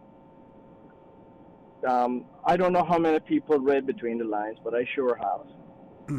But I don't think we want to demean them, because remember, I don't think that these are personal choices that they have made, and they have made it quite clear it's not their personal choices. As a matter of fact, off air, they pointed out that they resisted as much as they could. I don't buy that for 1 second, O.C. I don't buy that for 1 second. But do you have any evidence to support your doubts? No, but do they have any evidence to prove it? They gave us that. I'm sure that they wouldn't mention the UK and its requirements, knowing quite well that the governor may be a listener, someone in government, as well as the regulatory authority in the United Kingdom, which we fall under. See, how many people are saying that the COVID vaccines will cause this and cause that, and the DNA going to change and all of that, because they're listening to what people say. There's no scientific proof for it. Okay? Yeah, but here you have a government official getting on a public radio, and that's a serious responsibility that they're taking on, to publicly say what they're saying, for that not to be true. Well, see, it don't have to be. They did the same thing with the airport, you know. I remember when the airport was being talked about, the reconstruction of it. I personally called in and asked about the jetways. Is there going to be any jetways? The answer was no. Is there any preparations being made for future? No. I said, come on. I mean, you're not even thinking about the future? And don't tell me about it's an international something, because it's not. Anywhere you go in the world right now, I can guarantee you that this is not happening. Well, they didn't say that. They said they pointed out several jurisdictions where it's happening. They're not saying that it is totally international, because we did have one caller who, or one listener who wrote in and said that they had just traveled to Miami and it's not in place there, and they acknowledge that. But Yeah, you know, caller, that the tendency is you pick on those countries that are less able to defend themselves. And of course, in our situation, we're a possession. And I repeat that and I place emphasis on it. We're a possession. Some people may want to say that we are partners with the UK. We are a possession of the United Kingdom. And they, in 99.9% of the instances, will determine which direction that we go. Don't forget that. Oh, see, another thing. A caller called in and asked about the Cayman Brac Airport. Cayman Brac Airport is an international airport. Okay. So if it's an international airport, I don't care whether it has one flight a day or one flight a year. Mm-hmm. It's an international airport. It should go by the same standards. That is why I am saying it is their baby. Okay? Got you. Also, it's just mind-boggling that people can't read between the lines. Jim Borden once said that he could sell ice to the Eskimos. This is what they're trying to do right here. They're trying to make us believe something that probably isn't. They're trying to sell ice to us that already got the ice, but under a different name. Anything else, caller? Nope, that'll be it. Okay, thank you. Thank you very much for that. Okay, I'm going to share another one with you, and I'm sure that the skeptics about the Cayman Islands Regiment will react to this one as well, but I'm going to share it with you, and if you have opinions in relation to the regiment, you are free to voice them as well, as long as it isn't anything that is defamatory. Says the Cayman Islands, this was a press release issued. Cayman Islands Regiment gets real-life experience with Tropical Storm Grace during annual post-disaster training. And it reads, the Cayman Islands Regiment got some real hands-on experience during its annual training camp scheduled from Friday the 13th of August through Sunday the 22nd of August, with the passage of Tropical Storm Grace over Grand Cayman on Wednesday the 18th of August. Approximately 75 Cayman Islands Regiment personnel participated in the annual camp, which serves to provide training, testing, and deployment exercises for Cayman Islands Regiment members. Annual large-scale exercises happened twice a year and are designed to test personnel during realistic disaster response scenarios. Acting Chief Officer in the Ministry of Home Affairs, Michael Ebanks, is quoted as saying this training exercise is a valuable component of what the regiment means to Cayman and the value that it brings to the communities. With Tropical Storm Grace approaching, training was stopped and the CI Regiment started actual preparations to deploy in response to the impending storm. For the duration of the storm, 2 troops totaling 16 people were deployed to a forward operating base at Clifton Hunter High School to provide support to the Eastern District. A headquarters element was deployed to the Government Administration Building as part of the National Emergency Operations Center, and the remainder of the regiment established themselves at John Gray High School to provide support in the Western Districts. Prior to the storm strike, the regiment positioned personnel and distributed supplies to all open shelters across Grand Cayman to support shelter staff, and deployed chainsaw teams during the night prior to the main impact of Tropical Storm Grace to clear down trees from roads. Immediately following the storm, the CI Regiment teams were deployed to evacuate families to shelters, clear major routes using a wheel loader and chainsaw teams, and to start cleaning debris from access routes across the Grand Cayman.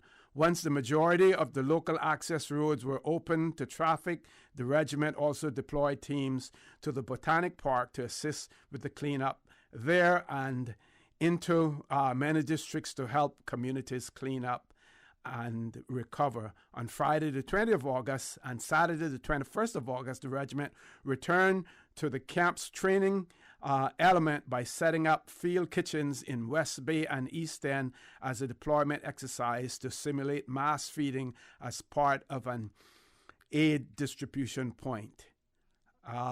So I'm going to pause that there because we have 5 callers queued up. We have to take a break, but we're going to ask all 5 callers to stay on the line because we're going to accommodate every one of you. And how we're going to do that? Because we're going to ask everyone to be as brief as possible. Please stay tuned for the record. We'll be back shortly. You don't always have to give up the food you love to live a healthier life. You just have to choose better to eat better.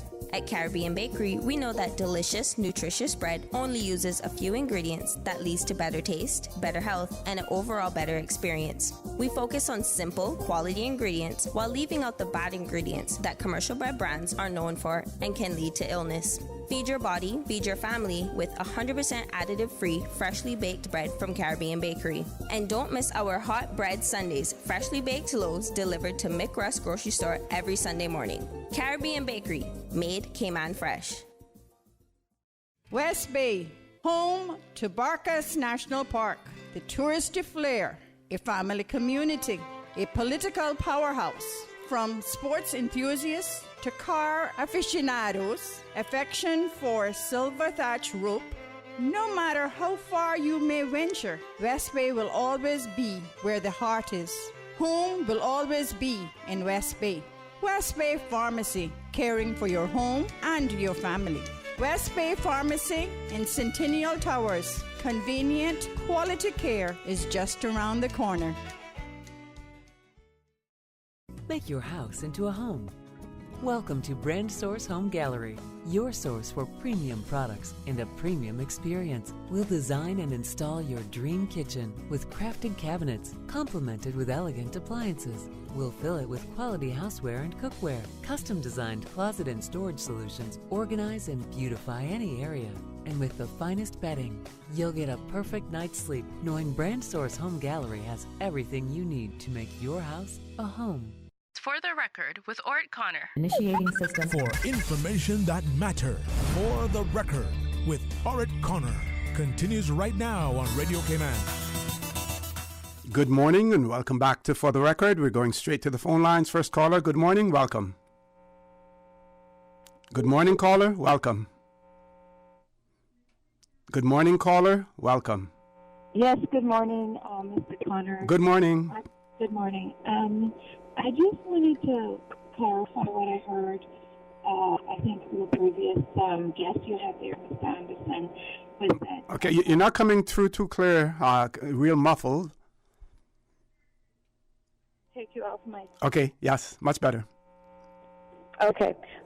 With respect to your last guest, I think it was Mr. Anderson from the Airports Authority. And Mr. Chad Yates, yes. Confirmed that the 14th of October is the day that people are allowed into the Cayman Islands and don't have to be quarantined.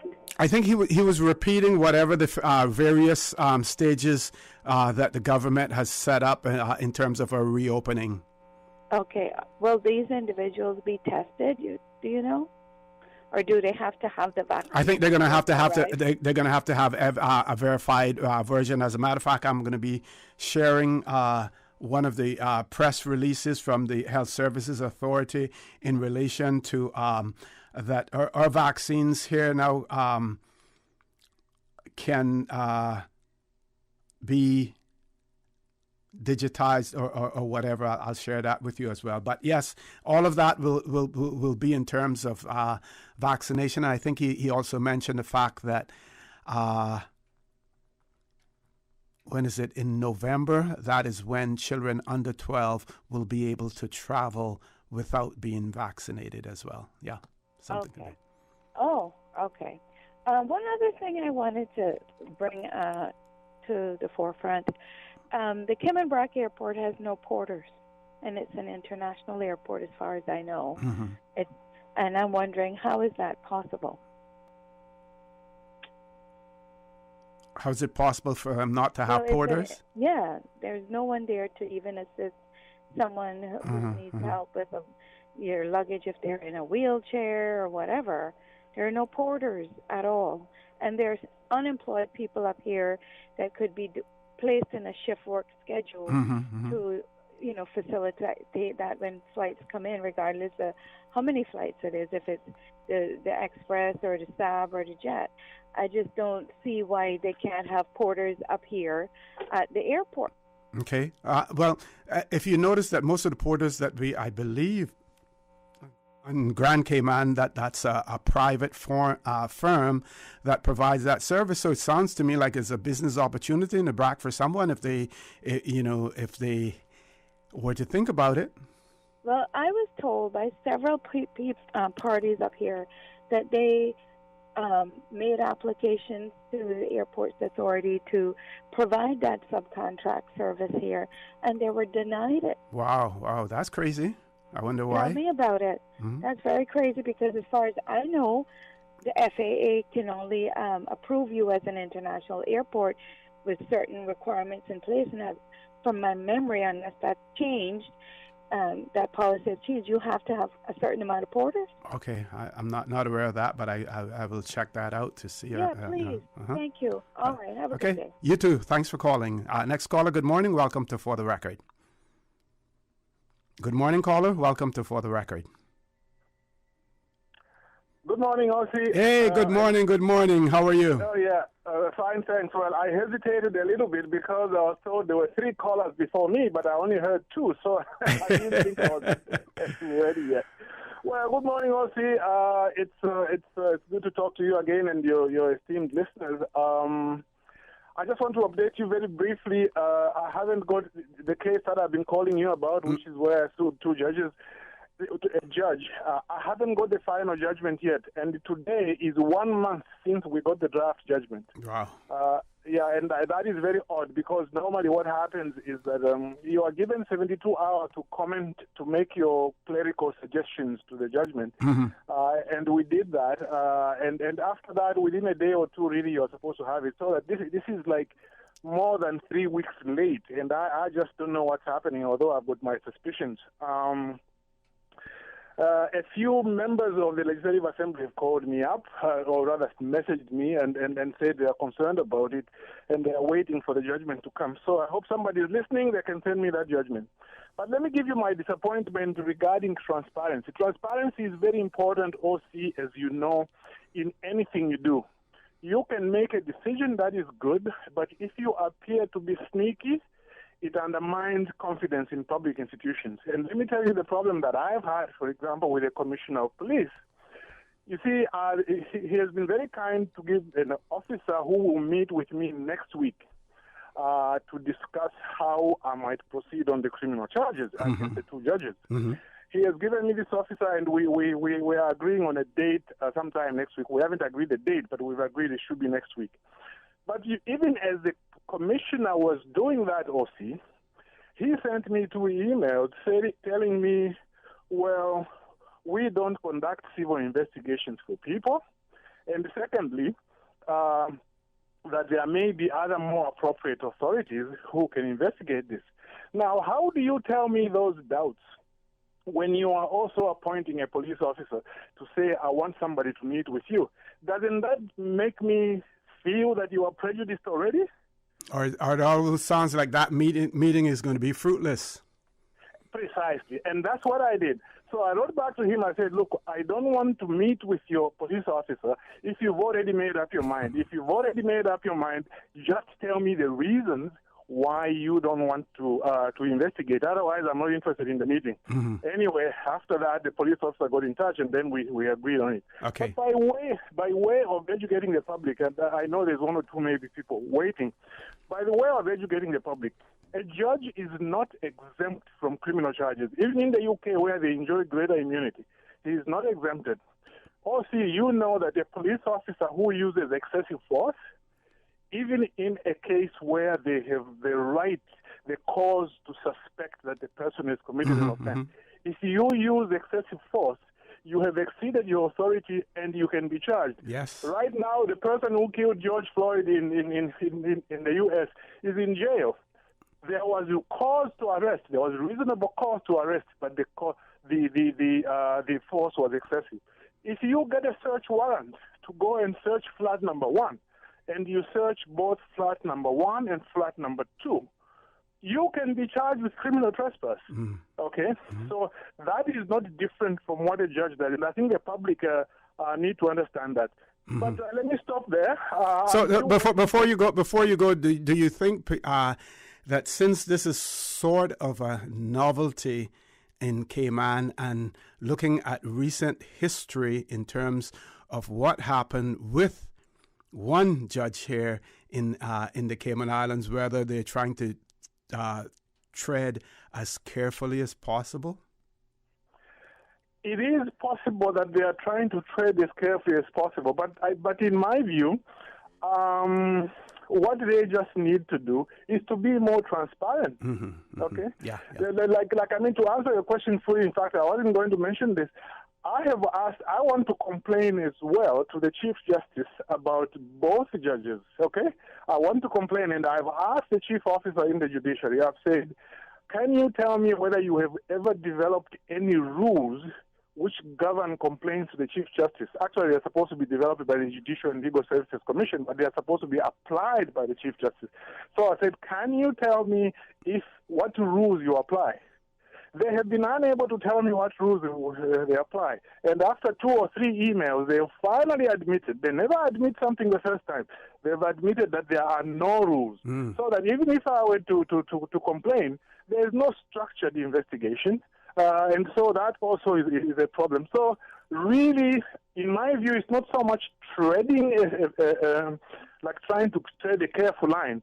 That is just a little bit of a cover-up in my view. I believe that they are uncomfortable with the level of detail that is in the judgment, and they don't want it to go out. When you read that judgment, you will find, in my view, as a biased party, I will tell you, there are a lot of conclusions, but no analysis. But let me just stop there. It's radio, so we can't get into the legalities. Yeah, okay. Thank you. Thank you very much. Keep in touch. Next caller, good morning. Welcome to For the Record. Good morning, caller. Welcome. Hello, see. Morning. How are you? Not too bad, yourself? Pretty good, thanks. Oh, see, there was a gentleman called earlier. I think it was Jeffrey regarding the thing there at the airport, the changes there at the airport. Okay. You know, I want to agree with him 100% because I think it's all a game, and what kind of game they're playing, I don't know. And I don't see why we in this country as Caymanians have to be so disrespectful from people that are making these decisions. I mean, why something as simple as this has to be so secretly hidden? I mean, it totally makes no sense to me because, I mean, this got inconvenient. So many people, if this was happening all over the world, some of the biggest international airports like New York and Miami, Florida, and Heathrow and But for clarity, they didn't say that it was happening all over the world. They pointed out some jurisdictions where it's taken place, and many of those jurisdictions were overseas territories, and that is because we are a territory of the United Kingdom. Yeah, but see, I mean, we're a little fly in a glass of milk, right? I mean, come out and tell the people exactly what the reason is and who is making these decisions. But they did say that it was a requirement by the UK, from the UK. All right, let me just touch on one more.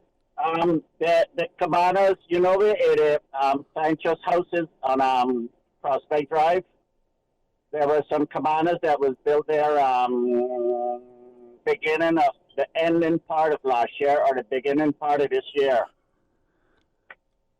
Have you seen that? No, I'm not aware. I don't remember where the house is. Okay, well, just, where Cherry lives, Cherry Nicky. But tell me about it. And, apparently that property was, I think it must have been designated to the government as a park. I'm not sure about that. Okay. I could be talking about that. But anyway, there was some cabanas that was built there. And, I mean, I drive Prospect Road every day, and I looked at them, and I couldn't figure out what in the world they were doing. Anyway, the little storm that we had flattened them. So what I'm wondering now, if the same contractor that built those is going to get the job to put them back again. And then what do you think to happen again? I mean, why are these things happening to us in this country? See, I mean, anybody with any kind of experience or skills or whatever the case would be knew that could not withstand any kind of wind or whatsoever, because even without wind, you could watch those things. They were rocking back and forth. And I mean, and just one last thing, O.C. I need you to tell them idiots out there that is driving, whenever the lights are at a three-way or a four-way, it becomes a three-way or a four-way. You have to stop. Mm-hmm. You don't run right through like... No one has the right of way, yeah. Mm-hmm. And they shouldn't be on the road. Because, I mean, they're putting other people in danger. They don't even understand. They're driving a car. They don't even understand that when the lights are not working, it becomes a three-way or a four-way. Each one, the first one comes up, gets to go. But not even that, as simple as that, they know, but yet they're on the road driving. Yeah. We'll see you. Thank you very much. Thank you. Thank you very much for that caller. We're going to take a commercial break. We still have callers, two callers on hold. Hang in there. As soon as we return from this commercial break, we will converse with you, so please stay tuned. Health City is now open at Camana Bay, offering a wide range of specialties at our state-of-the-art Camana Bay Clinic. We are here to help you save time and feel better. We are open weekdays, weekends, and evenings for your convenience and are dedicated to reducing your wait time while improving your health. Friendly staff, expert care, lab services, and diagnostics in one convenient location from the hospital you know and trust. Health City at Camana Bay, within your reach. What's that? No sugar, same amazing taste? Coca-Cola Zero Sugar is here to stay. Classic taste, pure satisfaction. Be sure to stop into any Tortuga location and get your own case of Coke Zero. Or grab an ice-cold one straight from the cooler. Brought to you by Tortuga Distributors Limited. Coca-Cola, taste the feeling, K-Man. We think it's time you crossed over to a new vehicle. And with the 2021 Toyota Corolla Cross now at Vamp Motors, you have plenty of reasons to make the switch. The crossover body and hybrid engine is a sleek design in a sturdy structure with a spacious interior that opens to extensive cargo space. Stuck in traffic? The high-performance self-charging hybrid system automatically switches between gas and electric vehicle mode, helping you lower both fuel costs and carbon emissions. The Corolla Cross has full LED lighting inside and out, an integrated display audio system with energy monitor, and a dual-zone climate control system to ensure comfort for all. Test drive the new 2021 Toyota Corolla Cross Hybrid today at Vamp Motors, Walkers Road. Spend quality time with your child to show you care about their health, wellness, and success. Celebrate their achievements, forgive their mistakes, listen to them when they have a problem, and show interest in how they plan to solve it. Young people are more likely to listen when their parents are engaged. They know you're on their side. Talk with your child early about making health-conscious decisions for life. For tips, log on to www.ndc.ky. This message was brought to you by the National Drug Council and Radio Cayman. For the record, with Ort Connor. Initiating system. For information that matters. For the record, with Ort Connor. Continues right now on Radio Cayman.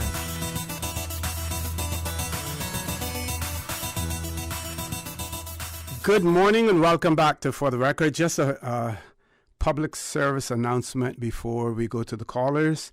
2 license plates were found next to the football field, West Bay.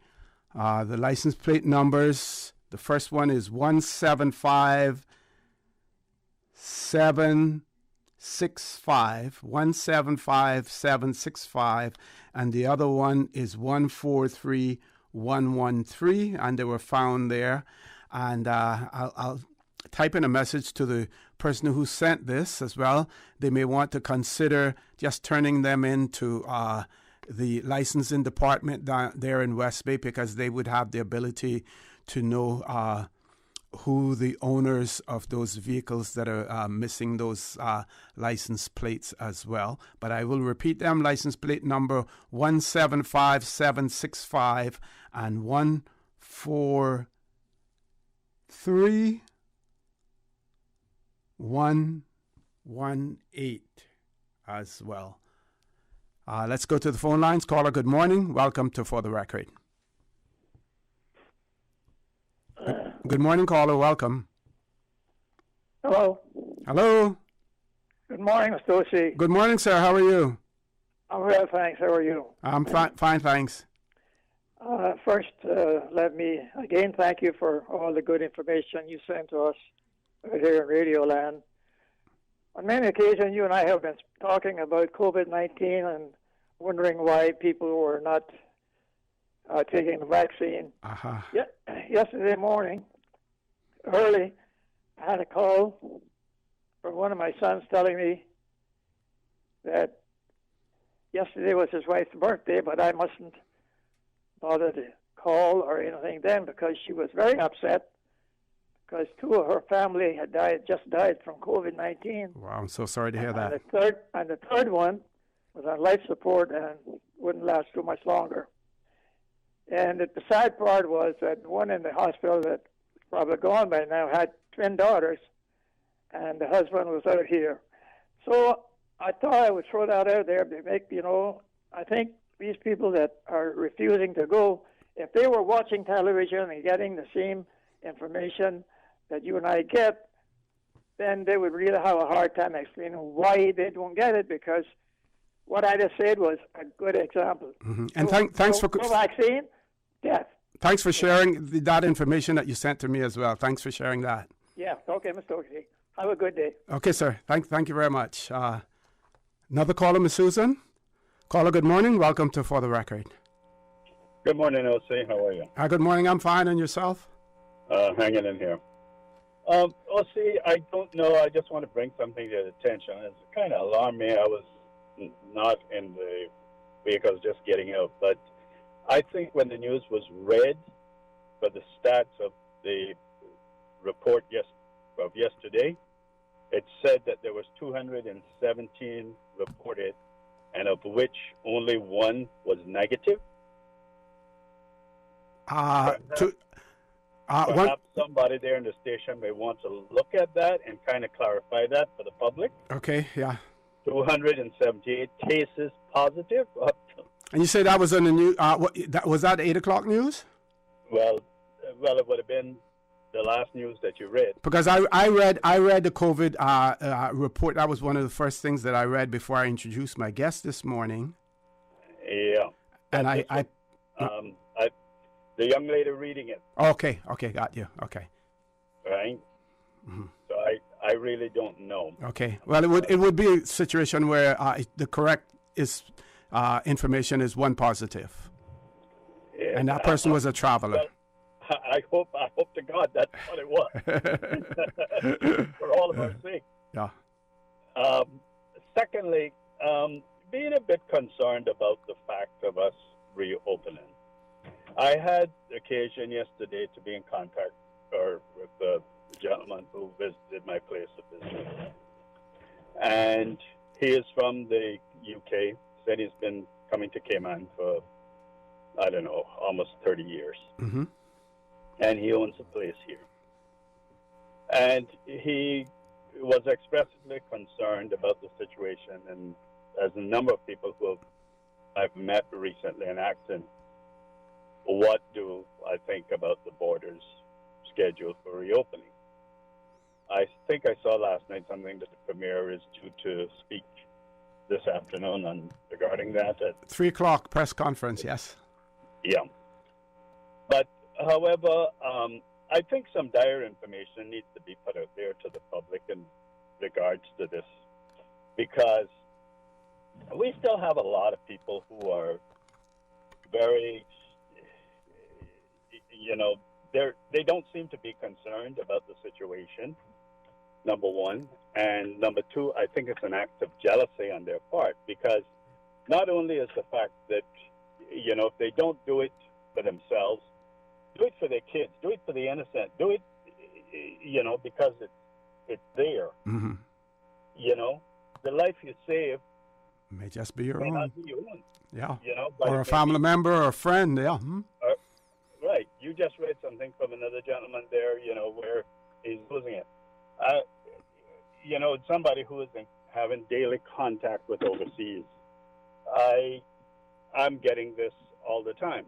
I just had one of my suppliers have to have their large, distribution center, and the warehouse had to be closed. They can't ship because of unvaccinated people. The scary part about this, however, is as we prepare to open here, basically we have one 18-bed hospital and two other, I'm not quite sure if they got 100 beds overall. I'm not 100% sure. But anyway, we're looking at Florida next door to us, where we see that this morning, the report yesterday was almost close, if not 20,000, 22,000. And it is predominantly rising constantly because of the, like I said, basically, I can't say anything more but stupidity on people's part and jealousy on their part, and some strange reason of lack of understanding. And I don't know how our authorities are fully handling this, because even when they bring people in and they say they put them in quarantine, in the complex where I am, nobody knows who those people are that are in quarantine. When they put somebody in quarantine, they should put, even if they just put Q on the door, that people are notified. But you got people coming from all over, dropping, going, doing this, and that I don't think the level of security and the watchfulness is being fully carried out.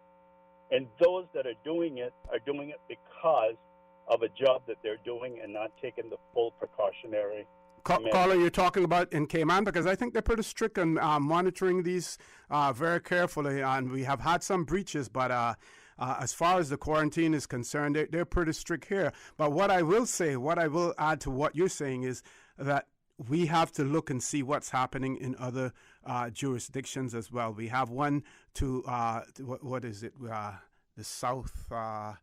I would just say the south of us, Jamaica, where just a few days ago, one tourist, a pregnant lady, died at a resort there where they had an outbreak. They denied that there was an outbreak. They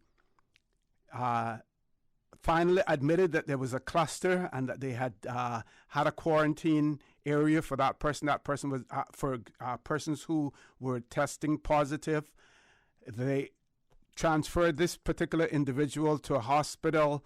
Didn't last any time before, unfortunately, they died as well. So as far as reopening in the Cayman Islands, it is still a fluid situation, even though we have pointed out these stages, because no one has said yet. I don't believe that we have clarity yet in terms of if we don't reach that 80%, what do we do? So we have to be extremely careful with that. But caller, I want to thank you very much. Have to go to a commercial break, and we still have a few callers on hold.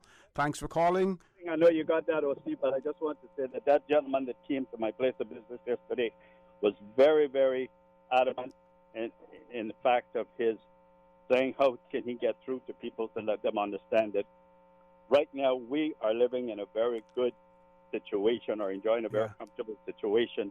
But if anything happens, and while he understands fully that there's people in the tourism industry that want to get back into business, yes, but what is the big rush when we got, let's take 3 months and the rest of the year, Yeah, but it's been fully under control. But the government hasn't said that they're in a rush. They say that they're going to Right. follow the science, they're going to follow the advice and everything else. But I believe that people in Cayman here, we're smart enough to know that we have a good thing going on as well. We want to thank that person who traveled from the UK and was able to tell us that. But we're pretty smart here. We know about it as well. We know we have a good thing going on, and we're going to ensure that nothing is done to put that at risk and to put our people at risk as well. Time for us to take a commercial break. Folks, please stay tuned for the record. We'll be back shortly.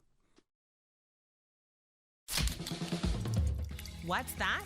No sugar, same amazing taste? Coca-Cola Zero Sugar is here to stay. Classic taste, pure satisfaction. Be sure to stop into any Tortuga location and get your own case of Coke Zero. Or grab an ice cold one straight from the cooler. Brought to you by Tortuga Distributors Limited. Coca-Cola, taste the feeling, Cayman. Make your house into a home. Welcome to Brandsource Home Gallery, your source for premium products and a premium experience. We'll design and install your dream kitchen with crafted cabinets, complemented with elegant appliances. We'll fill it with quality houseware and cookware. Custom-designed closet and storage solutions organize and beautify any area. And with the finest bedding, you'll get a perfect night's sleep knowing Brandsource Home Gallery has everything you need to make your house a home.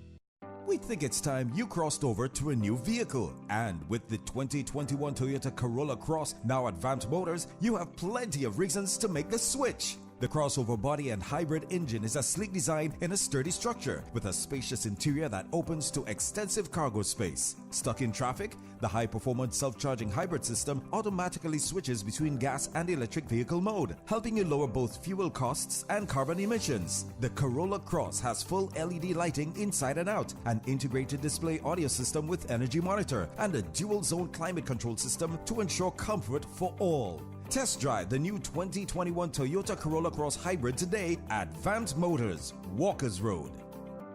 CUC advises motorists that crews will be working on North Church Street between Rackham's and Bawden Road. Main traffic will be diverted to Eastern Avenue and only local traffic will be allowed in the area. CUC crews will be installing new poles as well as changing out a broken mainline pole caused by Tropical Storm Grace. If you can, please avoid the area. That's happening until 4 this afternoon. CUC apologizes for any inconvenience caused.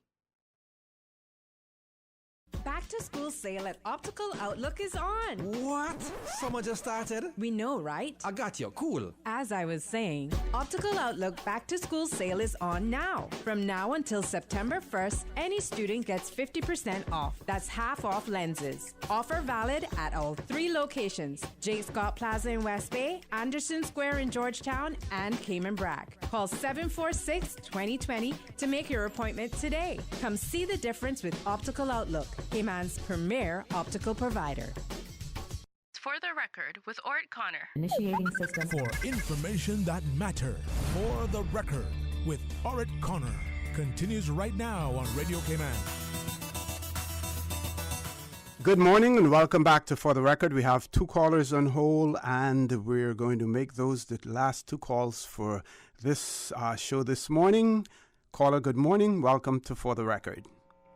Good morning. Hey, good morning. How are you? I'm good. See, I was just reading an article. I think it came on news service or something like that about alternative medicine. And there's this doctor. I can't remember her first name, but doctor. Did you listen to her yesterday on Sterling's show? She was on there yesterday. Yeah, but I read this piece now, and I read it all. Smart lady. And now the pharmacist, Miss Maria Roseman, something Bailey. Yes, Now I read all of it and break down to the last 2 lines. You know what it says? Miss Bailey has over 28 years experience as a pharmacist, and she has now been trained in cannabis. Right? Mm-hmm. Now what that is telling me, not telling me, it tells me something I already know. The government and the doctors preparing, the pharmacists are preparing But what happened to the farmers? What happened to the supply? Why do we have to bring everything? So, Nobody is saying a thing to the farmers. So you're talking about farming for medical purposes or for general use? Well, medical and recreational, but anyhow, Okay. we got to start somewhere. Uh-huh. Something. Well, we know that they've started on the medical side. But then there is not one farmer that can go and plant one ganja tree, say, tell it to the doctor. They can lock you up. I mean, I'm a licensed commercial farmer now for about 12 years. And not one person come to me and say, call me and say, Elvis, hey, what happened? We formalizing a plan. We would like to hear your input on it. You campaign for this thing. You are the only member the only person out of the 50-something candidates that came out wholly and solely and campaign for this industry so that we, the local Cayman farmers, can get into one of the most fastest growing and lucrative business in this world as we speak today. Mm-hmm. Right? Oh, see, I'm right with this now. Mm-hmm. And tell me something now. I can guarantee you right now, as we speak, that there anywhere between 4,000 and 5,000 patients in Cayman now that is using extract from cannabis. Okay. A lady from Cannabis told me that don't have problem thing, just like me. She said, Elvis, I got the rub from the doctor and came on. Mm-hmm. You hear something is good. I say, well, that's good. Use it as pain medication. Yeah. Mm-hmm. But what happened?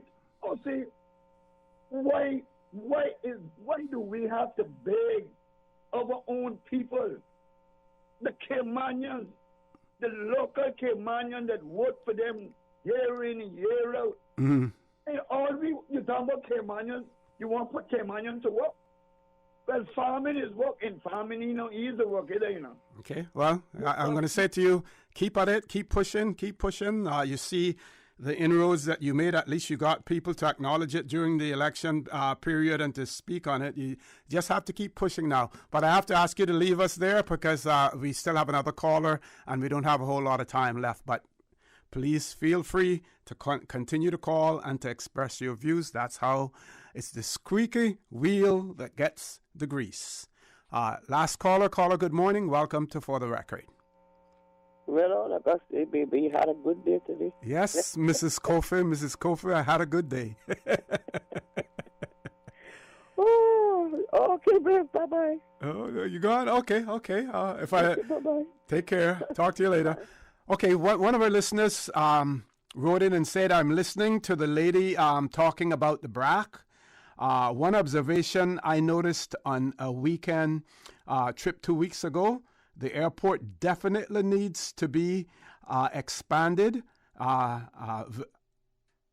There was a full flight going up, and it was extremely congested, waiting for our luggage, and we waited for about 30 minutes. So I hope they have that in the works because it is very, very important. And I will add to that and say I certainly agree with that individual. And if we are going to continue to market our sister islands, Cayman Brac and Little Cayman, as a staycation, a destination for residents and Caymanians, then we need to upgrade the facilities to be able to accommodate them, as well. And we're seeing with COVID, and we don't know how long this is going to go on. We don't know how many more variants are going to be out there,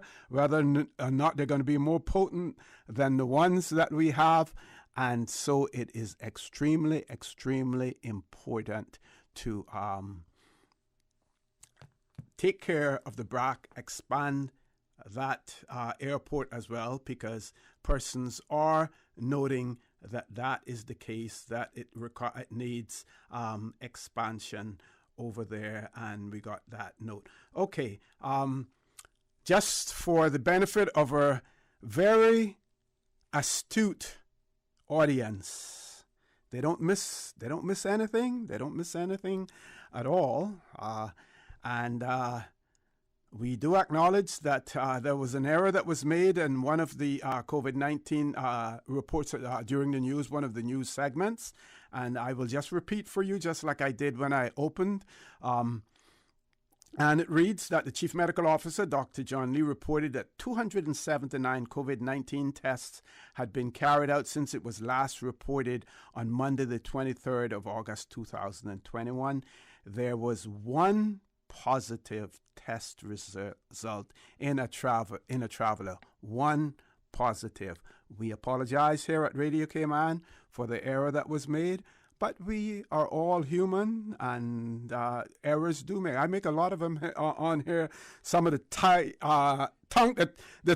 tongue-tying ones, and Miss Susan tries to keep me in line, and she has a timer and switch behind there, but she can't come all the way over to the studio, to beat me with it when I make my mistakes. But we all do make mistakes. So I said to you that I was going to share. I think I have enough time for this to share this with you as well.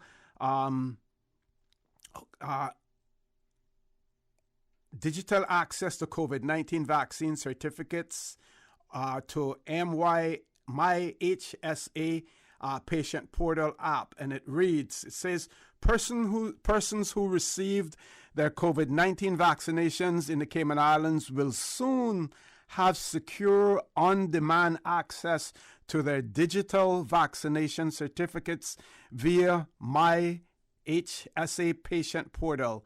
The My HSA patient portal is available online or through the Health Life app, which can be found on either Google Play for Android devices or the App Store for iOS devices. And you can read more about that. And no doubt we will have someone from the Health Services Authority on Radio Cayman, either talk today or on For the Record, to tell you about more about that as well. Folks, don't forget, Finance Committee has been postponed until Friday, the 27th. Press briefing this afternoon, 3 p.m. Want to give a big shout out to all of those persons who are out there working on in the crews, helping people to clean up their yards, to cut up the down trees, to the Department of Agriculture in terms of the advice that they're giving, even though they're unable to get to the us backyard farmers at the moment. But big shout out to all of those persons who are out there. We know that it is hot during the course of the day. We want to thank you. $10, some people may see that, $10 an hour, may see that as a lot compared to what they may be making otherwise, and some people may see it as not being sufficient. 2 weeks to clean up, but based on what we see out there, they may have to extend that 2-week period for a longer period of time as well. I want to thank all of those who were able to call in or send us WhatsApp messages this morning. Thank the representatives from the Cayman Islands Airport Authority as well. And I want to remind you that we are our brothers and our sisters' keepers. There is always someone out there who's less fortunate than we are, and I ask you to extend a helping hand to them. If you can't do that, then I suggest you donate to a worthy charity, because we always want to consider those who need, not necessarily those who want or even those who crave. So I say to you, have a great day. Continue to support your radio station, Radio Cayman. Few more WhatsApp messages. I was unable to read them this morning, but if it is relevant on Friday, I will share those as well, God willing. And as usual, we ask the good Lord to bless these three beautiful, wonderful Cayman Islands. For the Record is brought to you by Vamped Motors, the only authorized Ford and Toyota dealership serving the Cayman Islands. Coca-Cola, available across the Cayman Islands from Tortuga distributors. Accept no substitutes. Taste the feeling with Coca-Cola. Brandsource Home Gallery, inspiring luxury. Caribbean Bakery, made Cayman fresh. Health City, now open at Camana Bay 7 days a week. The Ministry of Commerce planning and infrastructure, and by West Bay Pharmacy, taking care of your health. Continuing the Caymanian tradition. Let Cora keep my ground so clean. The heart and soul of the Cayman people. Thank you for keeping the culture alive. Let's spread the news every day. From East End to Georgetown, down into West Bay. Radio Cayman in the Cayman Islands.